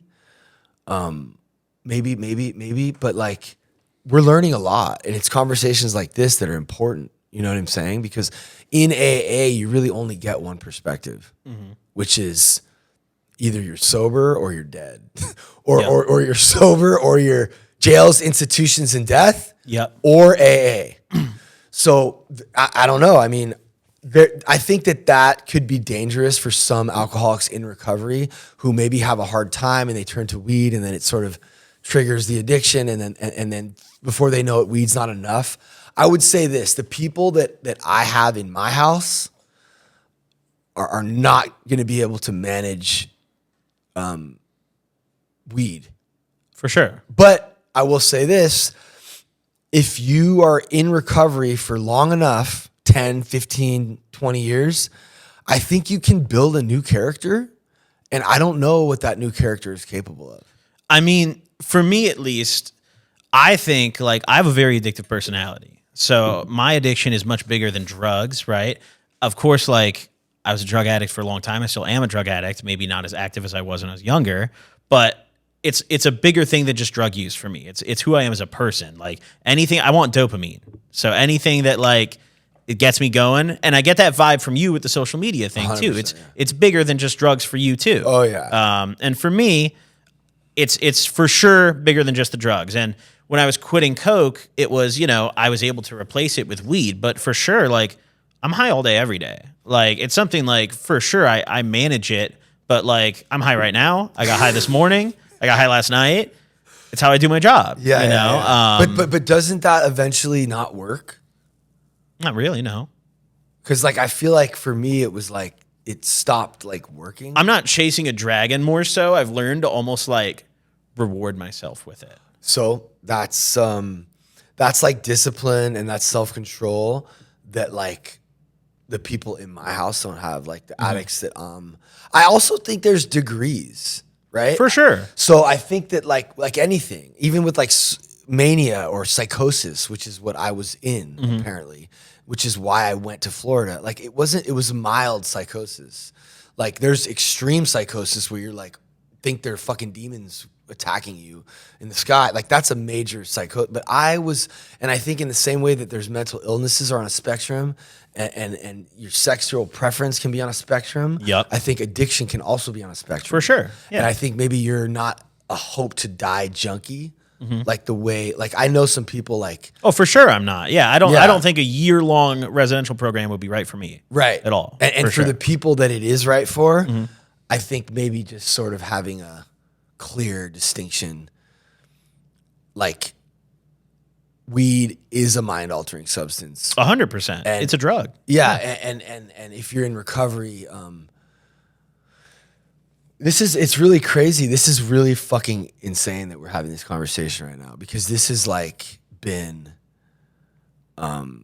something I've been thinking about for probably the past 5 years. So I'll give you a little info dump on my situation. So when I was like 17, I overdosed on fake acid tabs and I had a cardiac arrest. And acid? I took fake acid tabs and I overdosed on it. But what was it? 25I. What's that? So it's a research chemical that like imitates acid, but the way you can tell it's fake is it tastes bitter. Wow. So I took it and it tasted bitter, and I was like, well, I already ate fucking 4 of them. So I had a cardiac arrest. I woke up in the hospital the next day, and because I was a minor, they sent me to the psych ward. I was already on probation. I got arrested for stealing. So this constituted a violation of my probation. So I was about to go to jail. My PO told me like, hey, if you complete a residential program, then maybe I won't just send you to jail for violation right now. Right. So I did just under 3 months at a facility in Minnesota. I got out and I had a year left on my probation where I couldn't smoke weed. I couldn't do anything. I had to be bone sober. But my PO liked me enough and trusted me where she would tell me when my drug tests were. So I would just do everything but smoke weed because it would get out of my piss in a week. Wow. I would do whatever it was. And then the week leading up, I would just do like fucked up synthetic shit or something, you know? And I feel like in my situation, staying away from weed is what kicked off my coke addiction. Because by the time I had finished a year of doing no weed and all hard drugs, I was in a scenario where I was off probation and I was like, I don't even fucking want to smoke weed. Yeah. Like, I'm going hard right now. And then, you know, my coke addiction played out and everything. And finally, when it came back to like getting sober for me, it was the weed crutch. And I think had I never have been on that probation and that restriction, things would have played out pretty different, Right. So that's part of why I'm a big believer in the Cali sober. Medicinal marijuana. I actually think the plant is a miracle.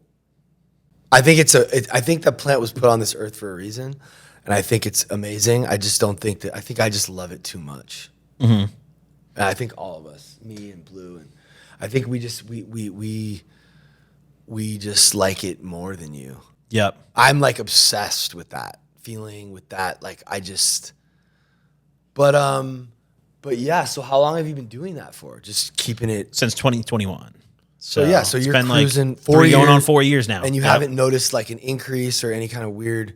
I feel like I smoke less weed than when I first started it. Yeah, so that's good. That's good for you, quantity wise. But like, I definitely, for me, it's also like, yeah, I'm not sober most of the time, but I view it as sober because it's a part of my day to day at this point. Yeah, I mean, I think there is a big difference between like a little weed high and like smoking meth, 100%, or doing heroin, 100%. I mean, or taking pills like I was, for sure. Drink. I mean, bro, I was.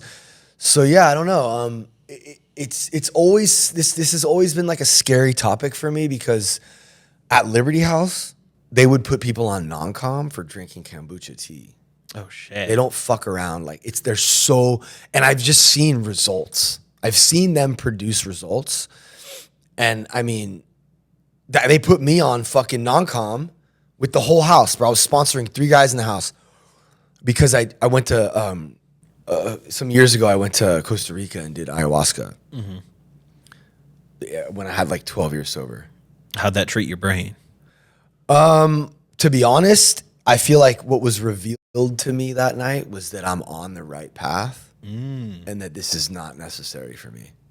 What's an ayahuasca trip even like? Because I'm super intrigued by that. It's for honestly, bro. Like I don't know if I have a high tolerance or if I can just handle that shit better than other people. But I went up 3 times. You can go up to get your, they say take the first drink, see what happens. Take the second drink, see what happens, and then we'll give you a third one if you're still not feeling anything. I took 3. I wasn't really tripping that hard. I was chilling with the fucking shaman, talking about his playlist, going outside, smoking cigarettes. I mean, for me, it wasn't even like a thing. It was like,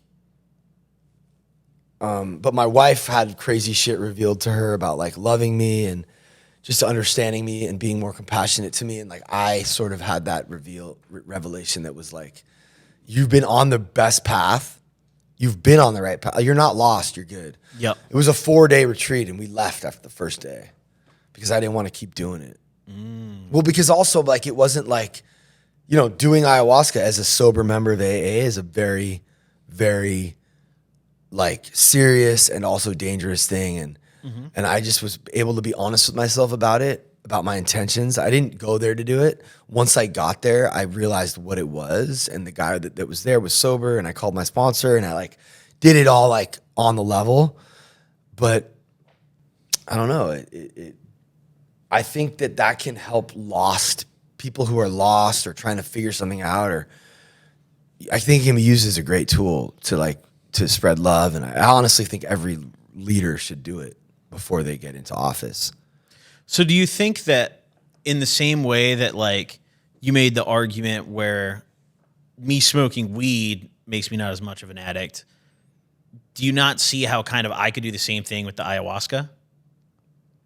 Because that's a psychedelic. No, yeah, for sure. Well, I did the ayahuasca. I did the CBD for 4 years. Yeah. Without THC. So yeah, I'm definitely, I think, more able to have discipline and to be honest with. I think really what it comes down to is you need to be honest with yourself, right? And I'm able to do that. I don't know. So,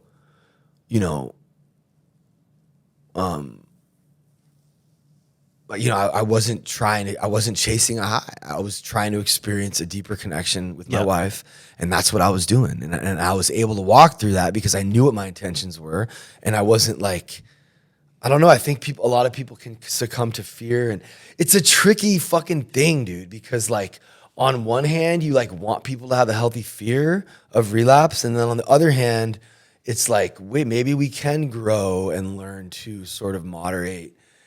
I mean, I don't think anything's out of reach, but I guess I would just ask the question, like, if you're able to stay sober for an extended period of time, why not just keep it going? You know, I think it probably would be the best thing for you. So if you choose to get on some kind of marijuana maintenance program or whatever, just be honest with yourself, you know, and just see what happens. I don't know, man. I almost feel like this is like toxic even saying this. Evan, what do you think? Yeah, that's it, man. It's all just everyone has their own opinion. You know what? This is where you can be safe. I can speak for me. That's that's where you stay safe. I don't want to speak for anyone else. But I'm so like open and I'm so honest and so like willing to admit that I know nothing. You're open about a lot of pretty deep stuff on the internet. I don't know though. I don't know what's right. I don't know what's wrong. I don't know what's good. I don't know what's bad. I mean, I try to do good. I try to do the right thing, but I'm not, who the fuck am I to judge or try to say what you need, or I don't know. I'm just happy you're fucking doing good, man. And you have a cool podcast and you're like, seem like you're doing great. And that's all that really matters. You know? I appreciate that. I'm trying. Yeah. For sure. So kind of going back, you just brought this up, which brings me to like a perfect thing I wanted to bring up. You're very open about a lot of pretty personal stuff in your life. Everything. There's nothing that's personal. In particular, I mean, when I was doing my research for this episode, I don't think I was physically able to read all of it, like all of the stuff about you on the internet. And one of the things that I found interesting is you talk about your open relationship a lot online. Well, and I'm curious because I've never spoken to someone in that kind of relationship. Yeah, I don't. Well, first of all, I don't talk about it a lot. I've talked about it a few times, and when I talk about it, it goes crazy because I don't know why. People just... It's an interesting topic, I think. So, like, we've been together for 20 years. We're not in an open relationship right now. Okay, we have a kid and we have a family and we're done with all that. But, like, I've never been with anyone else in sobriety. Mm-hmm. I mean, as far as my girlfriend, like being in a relationship. Yeah. So, when I was out on tour and in my early 20s, I didn't know what I wanted. So I was very clear with her about like, you know, I love you, we're great, but I think we're still young and I don't want to. We both just agreed that like doing that wouldn't be a deal breaker. Mm-hmm. And don't do it in our close community. Don't talk about it. And I don't know, we kind of had that going for a while. So would you guys like talk about it with each other? No, if hell no, don't want to know? No, never.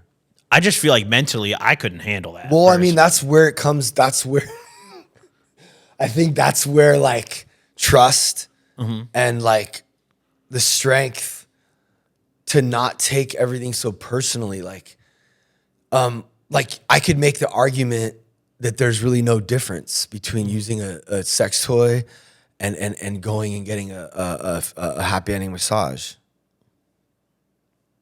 What's that? I mean, is there a difference? I mean, is it happy ending? One involves a person. I know. I feel like one, you're like contributing to like sex trafficking a lot, you know, depending on the place you go to. And then the other one, you're just like using a toy. Well, I mean, you know, there's a lot of like massage parlors, like I know. lot, right? Oh, I know. And they want customers. They want them bad. Is that sex trafficking? A lot of them, I feel like for sure are. Yeah. You think all those girls are just like, I want to jack 20 guys a day. Okay, off. well, I've only known one, and she's like, she's an older lady who runs this place, and I mean, if I even got the slightest hint, she speaks English. She's like, hey, your tattoo. She's in a good mood. No, I mean, a lot of them, they just she's love the craft. She's just happy that I'm like not some like old hairy. Mm-hmm. You know what I mean? So yeah. I don't know. But like that would be stuff I would tell my wife. I'd be like, yeah, I got a little massage. She wouldn't trip on that. My wife is like business. She's not a jealous person, Mm-hmm. and I'm not really either. Like, but I am insecure, and there was one time or 3 times where we kind of sorry. That's so crazy, bro. My phone is always on Do Not Disturb. I haven't heard that phone ring, and the one time I didn't want it to ring. So she was cool. I was cool. And I don't like, okay, so do you, like, you're in a relationship. Would you enjoy like having like a 1 or 2 night stand with like a really beautiful girl on Instagram? Okay, that's it. You would enjoy it. He would enjoy that, right? Mm-hmm. Now, if his wife really like trusted him and loved him and knew that their bond was strong, maybe he'd let him go out and have some fun on it. I mean, would you be stoked on that? See, he doesn't even want to say it because he'd get in trouble. I'm so lazy too, though. It's like a lot of effort. Like, yeah, but like, yeah, that's the thing. That's why, honestly, bro, that's why I didn't really even cash in on this more than I didn't even really. No. I really wasn't out here doing all that because I could, right? When it's a forbidden fruit, you think you want it more, bro. But because I could and because she could, I wasn't really out here just doing it. Plus, I was on tour with my 2 best friends who were very close to her. Mm-hmm. So how'd that look if I was fucking around with some girl? It just felt weird, and I just think that you shouldn't own people. And if you're young, I think you might learn more about what you want and what you like. And I think that, to be honest, meeting and like flirting and like just messing around with girls or whatever on tour, it really, what it did is it made me love my wife more. She wasn't my wife though at the time. Yeah. It made me love my girlfriend more, Veronica, who was home. She wasn't hitting the same. Well, because she, not only that, but she's just like a cooler person that I can connect with and that I have more in common with, and that, I don't know, she's just, no other girl can even come close. You briefly mentioned there was 3 times you got jealous. Oh yeah, no. There was 3 times we swapped. Oh, we did the swinger thing. Oh, yeah. Okay. Do you just like find a random person at like when I picture that, I picture like when you see in the movies they're at the resort or something in Mexico. No. Like going up to people at the pool. No. Well, we did kind of try that in Costa Rica, but we didn't really try it. We just kind of like talked about it, and like there was this girl that we thought was hot, and we didn't, we posted some stuff about it, but like we didn't really. I just, bro, I'm scared. Mm-hmm. Like I'm scared. You know what I mean? Like I'm not comfortable going out here just finding a girl. I'm like nervous. I'm shy. I'm like, but like there was a couple that just wanted to, that we knew. Yeah. It's easier. I was attracted to her.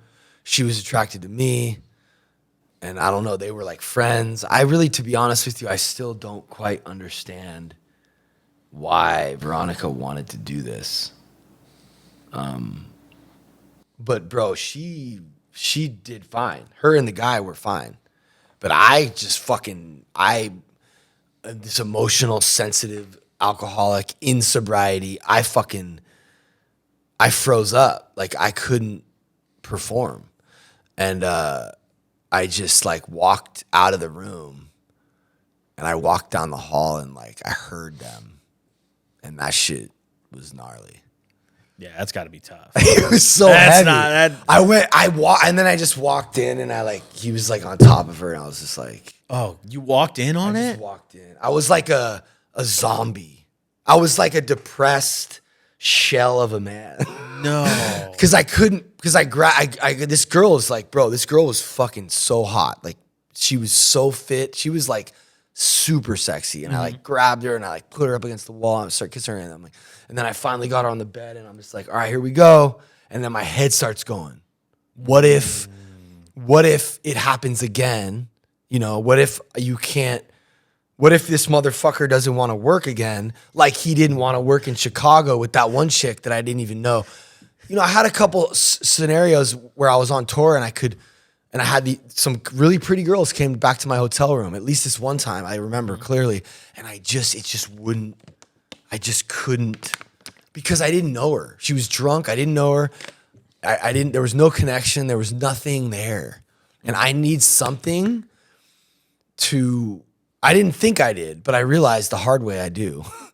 And that was bro, this girl was sitting, she was in the bed all night long. And I could just see it all night. And I just had full access to it. But I couldn't do anything about it. I couldn't fall asleep. And then Viagra. And then I know, I didn't have any of that. I didn't have any of that, and I didn't use that. Yep. And I had one. So by the third time we did this with the couple, I took that and it was all good. And it was all good, but that shit was fucking gnarly. But I will say this, bro.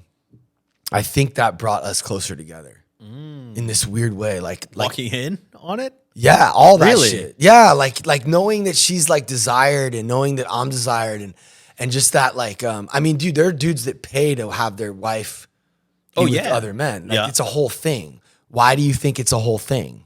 Because there's something about that turns you on. And then now she's mine for the next 2 months. And we're fucking doing it in the bathroom, in the public. We're just going crazy. Our sex life just went through the roof. It went through the roof, bro. 10 years into being with her, 15 years into being with her. So it was a good thing, bro. And I think all bad things are masked as like opportunities for growth. And as long as I didn't let that negative, insecure, jealous voice be in control of my body, I was more so able to listen to this other voice that was like, we just were experimenting and having fun, and she loves me and I love her, and it was just a physical thing. And for us, we were able to navigate that and still be in love with each other. But for some other people who might not be as like it might for someone who's a little bit, for some people who aren't secure in their own being, in their own relationship, it could turn to disaster. It could turn bad For sure. really quick. Yeah, that's definitely the kind of thing where like that could end the relationship pretty fast too. Bro, I was in the fetal position. So what happened was both of the girls came into my bedroom, and now they were like on a mission to try to get me going. And like, bro, I mean, we all fantasize about having 2 girls down there at one time. And there it is. And I'm just in my fucking alcoholic head. My mind is like it's a trap. My mind can be a very, very, very bad, dangerous, scary place. And once you go to that place, so sometimes it's hard to get out of it, Yep. So that was one of the worst nights of my life, probably. But it also was like this crazy experience where I realized that it doesn't need to be that fucking serious. Not everything needs to be so fucking serious. And people throw away 20-year marriages on like one mistake, on one bad night. They throw away the whole fucking marriage and the kids. Yeah. It's like, that's what my parents did. Yeah, my parents got divorced when I was super young. I was like 2. Oh, wow. I was so young, I didn't even remember it. That's almost better, though. It than was, like honestly, 8. because my only thought on it was 2 Christmases. Yeah. So I was like, fuck yeah. Yeah, dude. My dad like tried to get me to like settle the child support. Like he would use me. My dad said, I'll pay you $1,000 if you get your mom to agree to $2,500 a month. And I brought the paper in and I tried to get my mom to sign it. I know it's funny, but my therapist Yeah, it was doesn't. super fucked up. My therapist doesn't think it's funny at all. And it's a clear lack of boundaries, which is why I have no fucking boundaries. And I'm best friends with all my fucking employees. and I don't have any boundaries. I start business. Yeah, you seem to literally talk about anything. Hey, I no don't give boundary. a fuck, bro. There was a TikTok I found on Salty's page actually where you talk about your dick being bent. Oh yeah. Wait, why are you asking doctors to bend your dick back? Do you know how fucked up it is when you call a urologist and they say, "What's the problem? What are we here to see you for?" And you're like, and there's like a chick on the other line, and you have to like tell her about the bend in your dick. That's life. Why is that funny? Wait, why'd you get a bend in your dick though? I don't know. That's why I'm seeing a urologist. Oh. Dark. Troy, it's not. Is it really that dark? I don't know. Fucking, we live in a world of shame. People want to shame each other. Braga, has he been fucking you around corners?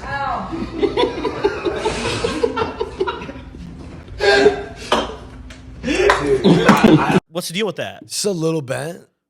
That's it. The way you talk about it in this clip, it seems like a big concern to you, though. It's funny. Well, at the time, it was a new thing. So like you were going to the doctor, right? At the time, I was wondering if it was a problem. Okay. And I went to the doctor, and it's not a problem. It's all chill. good now. And if I massage it, like while it's not erect enough, I can hopefully. I haven't done any of that, so you can get it, I guess, out. All right, we're cooking now. That's a viral one right there. because you know what? When you realize the truth, which is that most people have these. That's why they're laughing because it's really not. It's just something that our society has stigmatized and made a shameful thing. And I think shame is like the downfall of humanity. And if we can just like, if we can be embarrassed and ashamed enough to realize it doesn't fucking matter and nobody really gives a fuck about anyone but themselves. I mean, we kind of do, but not really. We're way more concerned with how we look. So someone might have heard me say that, right? They're not like, ooh, like, I don't know. It's like, I just think that we have a long way to go emotionally. I think people should be more open like I am. Yeah. Because it leads to like this freedom. And I can't be canceled. You can't do it. I've already been accused of everything and walked through that. Was there any time that it was close? You almost got canceled? Bro, I mean, I might as well be canceled. 60% of the shit is hate, but it doesn't matter. Like, I'm going to keep going. You still got a platform. I'm going to keep going, and people keep coming to my house. And there's enough supporters to where, like, it's, I mean, you know, what I'm sort of hoping is that in the long run, people aren't dumb. Mm-hmm. And you want to know what's proof of that? All the great films that we have that win awards and all the great works of literature, you know, like Ernest Hemingway is proof of that because what he wrote was true and it resonated with people. Joe Rogan is proof of that because what he's doing is like real and true. That's why he's the number one guy because people aren't dumb. Yep. So I'm hoping in the long run, people see me for who I really am. And it's podcasts like this that will help infinitely because they'll understand my perspective and my point of view, which is different. It's very different. Yeah, I think doing shows like this is a good way to do that. So Bro, deep dive into your psyche, you know? I was in such a bad mood when I got here. I'm so sorry, Blue. Like I was just being so mean to him and like he has a part too, but like I just feel so much better already just having sort of been able to like talk about all this because it's usually just me and my team trying to like dispel all this bullshit. And it's like, it's overwhelming. And when it comes from me, it's like, it's just not as powerful as if it were on like an unbiased playing field like this one, you know? Yep. So, you know, on the topic of the 60% of hate you were saying, you know, up to 60% of the comments you get are hate. Who is? I don't know. Because that's when I was doing my research. For those of you guys who are wondering what I'm asking, there's an account out there that is seemingly dedicated to hating on you. Yeah, that's it. It literally, the bio is dedicated to exposing Pat Ridge. Which I already exposed myself. Mm-hmm. I've already done that. There's no more exposure you can do. I don't know, bro. I don't understand it. I don't understand where she gets her motivation from. It's like the worst thing that's ever happened to me in my life. I have like an actual villain. How long has it been going on? Years. Before I opened Graceland. She posts every day. Like literally, she posted like 4 hours ago. I just looked. What'd she post? I was funny enough. It was a comment from Salty actually. I talk shit to her. Hell yeah. Hey, yo, if you're fucking out there, bro, and you're a real one, I'm serious. You can't ask people to on here. We can't. Fair. That's against. We have to bleep that or maybe don't. Just check it out, and I don't know, man. We just need we need all the positivity. Let's just stay away from the page. Let's Let's be careful with the terms of service here. Yeah, it's just man. It's like the haters can do whatever the fuck they want. They can give me 1-star reviews. They can post lies about me. They can wreck my life. And when I try to defend myself, it's like I got to be careful. You have to be almost like holier than thou. It's crazy. It's I have grown so much, bro, and my skin is so thick, and I'm like, I just think they're creating a monster. Yep. And I'm about to rain down with love and like just help people by opening houses in every state, having Graceland become a household name. I don't give a bro. I don't stop. I will not stop. He knows how fucked up I am. I will, if I want something, I don't give it's in the way. I'm gonna I have love and I have God and I have a supportive wife, and that's all I need. You can't stop me. Yep. They're trying really hard. It seems like they are. And it makes for kind of a cool little story, right? Yeah, for sure. It's kind of interesting. It's like it builds character, I think. Yeah, it's like a movie. It's like we're a part of this thing, and it's getting sober and creating a community of drug addicts and alcoholics who are healthy it's like beautiful, it's ugly, it's messy, it's confusing and mysterious at times, but it's just I'm showing all of it because I think that's what's going to be the most helpful. Yeah. Yeah, I mean, I think being vulnerable is one of the most helpful things you can do publicly. Right. And it's too bad that people can't be more forgiving. Yeah. And I think it's because they can't forgive themselves. For sure. That's what it comes down to. It's kind of a crazy thing. So kind of taking it back to the other things I've seen on the internet that are maybe not as crazy as the stuff or the other stuff we've brought up. You've been in a few pretty well-known beefs online. With like celebrities. What, like the Island Boys? The Island Boys are one of the ones I was going to ask you about. We're cool. But what other one? Sheck West. Oh, Shaq. So what's the story with the Sheck West beef? Bro, I swear to God, like my whole story is so weird and like all over the place. It's so crazy. It's such an interesting story, but it never really, I still don't really feel like we're really where I want to be. I don't know. It's like I go from one thing to the other. Like it's this. So Sheck, we did a video for Sheck West. Dude, Fish was the one who had the sand kicked in the camera. This fool kicked sand in our red. Oh, no. I mean, I don't think he meant anything by it. He's a kid. He's a child. Sheck West is a baby boy child. He's a little baby. I'm his father. I taught him something that day. You pay your videographers.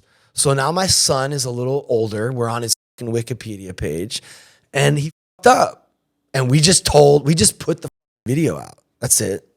And, the Universal took it down. So we made our own song for the video because we didn't own the song, but now we own the video and the song.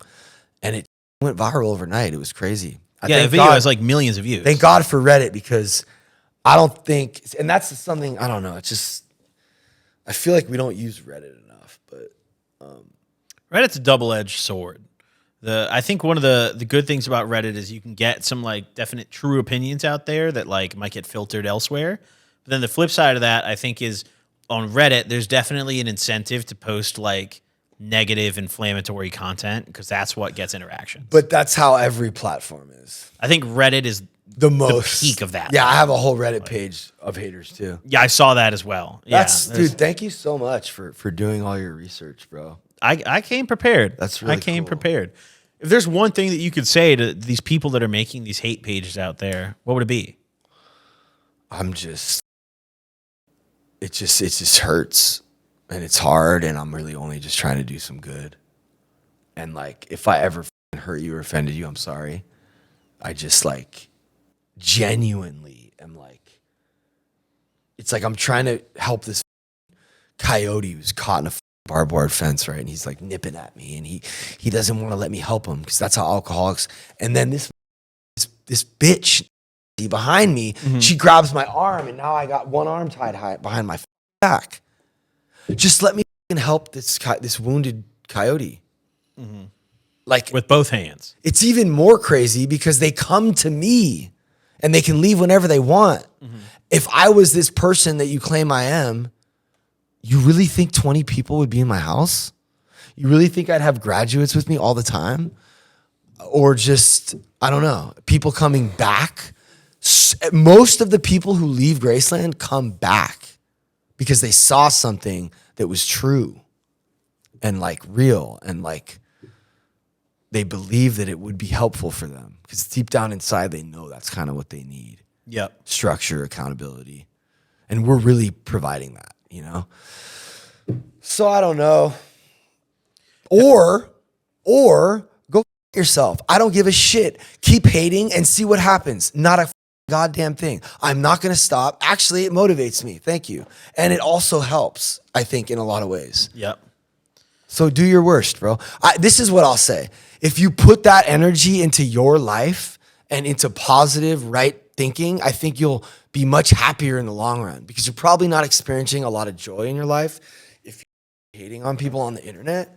So I want you to have a good life. So just let it go, bro. Focus on what can you do in your own life? Go figure it out. Get out there and figure it out, ladies and gentlemen. All the haters.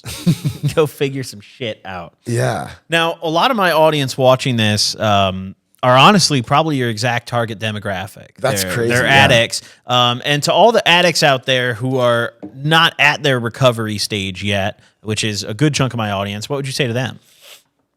Just be open and honest with the ones who you love about what you're going through. You know, that's going to be really hard. It is hard. But once you hit your bottom, don't do anything stupid, right? Yep. Like, because this is a deadly disease, and look at Philip Seymour Hoffman, Robin Williams, Chris Farley, Chris Cornell. I'm just talking about the recent ones. Juice WRLD, Lil Peep, Mac Miller. Bro, like, this shit is deadly. So you don't want to be like one of them, which is crazy, bro, because that's kind of what I did want to be. Yeah. I wanted to be like Kurt Cobain. I wanted to be like Jim Morrison. I wanted to be Bradley Knoll, Lane Staley. I wanted to be a drug addict. It's kind of crazy, but trust me. It is a wild thing to say. But look, trust me, those people, they didn't get to make. Could you imagine what little people would be making right now? Crazy shit. We don't get to see any of that. It's f***ed up. So before you act on it, you got to go to your parents, dude. Just go to your parents, your mom or your dad, and be like, "Look, I don't know." I mean, that's what John did. That's what these guys did. And they have great lives now. Yeah. It just takes that one moment, you know. You got to suck it up and be honest with yourself. Like, you have a problem, you know it. So just tell somebody. Yep. 100%. I like that. I think we had a great conversation today. Loved it. I think this was a very good episode. I loved it. All y'all watching at home, thank you for tuning in. And for everyone who wants to connect with you, where can they find you on social media? Patrick Ridge, Graceland Ranch. We'll throw all the ats up on the screen. We'll have links in the comments. You guys probably know the drill by now. Learningtolose.com. There you go. Learning to Lose is like the brand behind all of this vulnerable, like losing and falling and being vulnerable and flawed. Like, all that stuff is learning. If you learn to lose, then you can just find joy in the game. Like, if you just want to play, you're going to win, right? Like, you like doing this. Yeah. So you're going to win already because you're not going to stop. But if if you haven't learned to lose and you let a shitty podcast affect your whole life and day and all you care about is the views and you constantly are looking at it from this losing point of view, like, you're gonna be. But if you don't give and you've learned to lose, bro, you can be a superhero. Mm-hmm. That's good advice right there. I like that. I like that a lot. That's a good way to close it out. Well, Pat, thank you for pulling up. I appreciate it. Dude, thank you, man. It was great to meet you. Thank you all for tuning in today. Drop a like if you enjoyed. Sub if you haven't already. Go watch all the other episodes. Tap in and become a member today if you want to support the show. Hit the little join button. There's no reason to. There's no benefit. I just make money. So thank you. Thank you all for watching. See y'all later. Deuces. Deuces.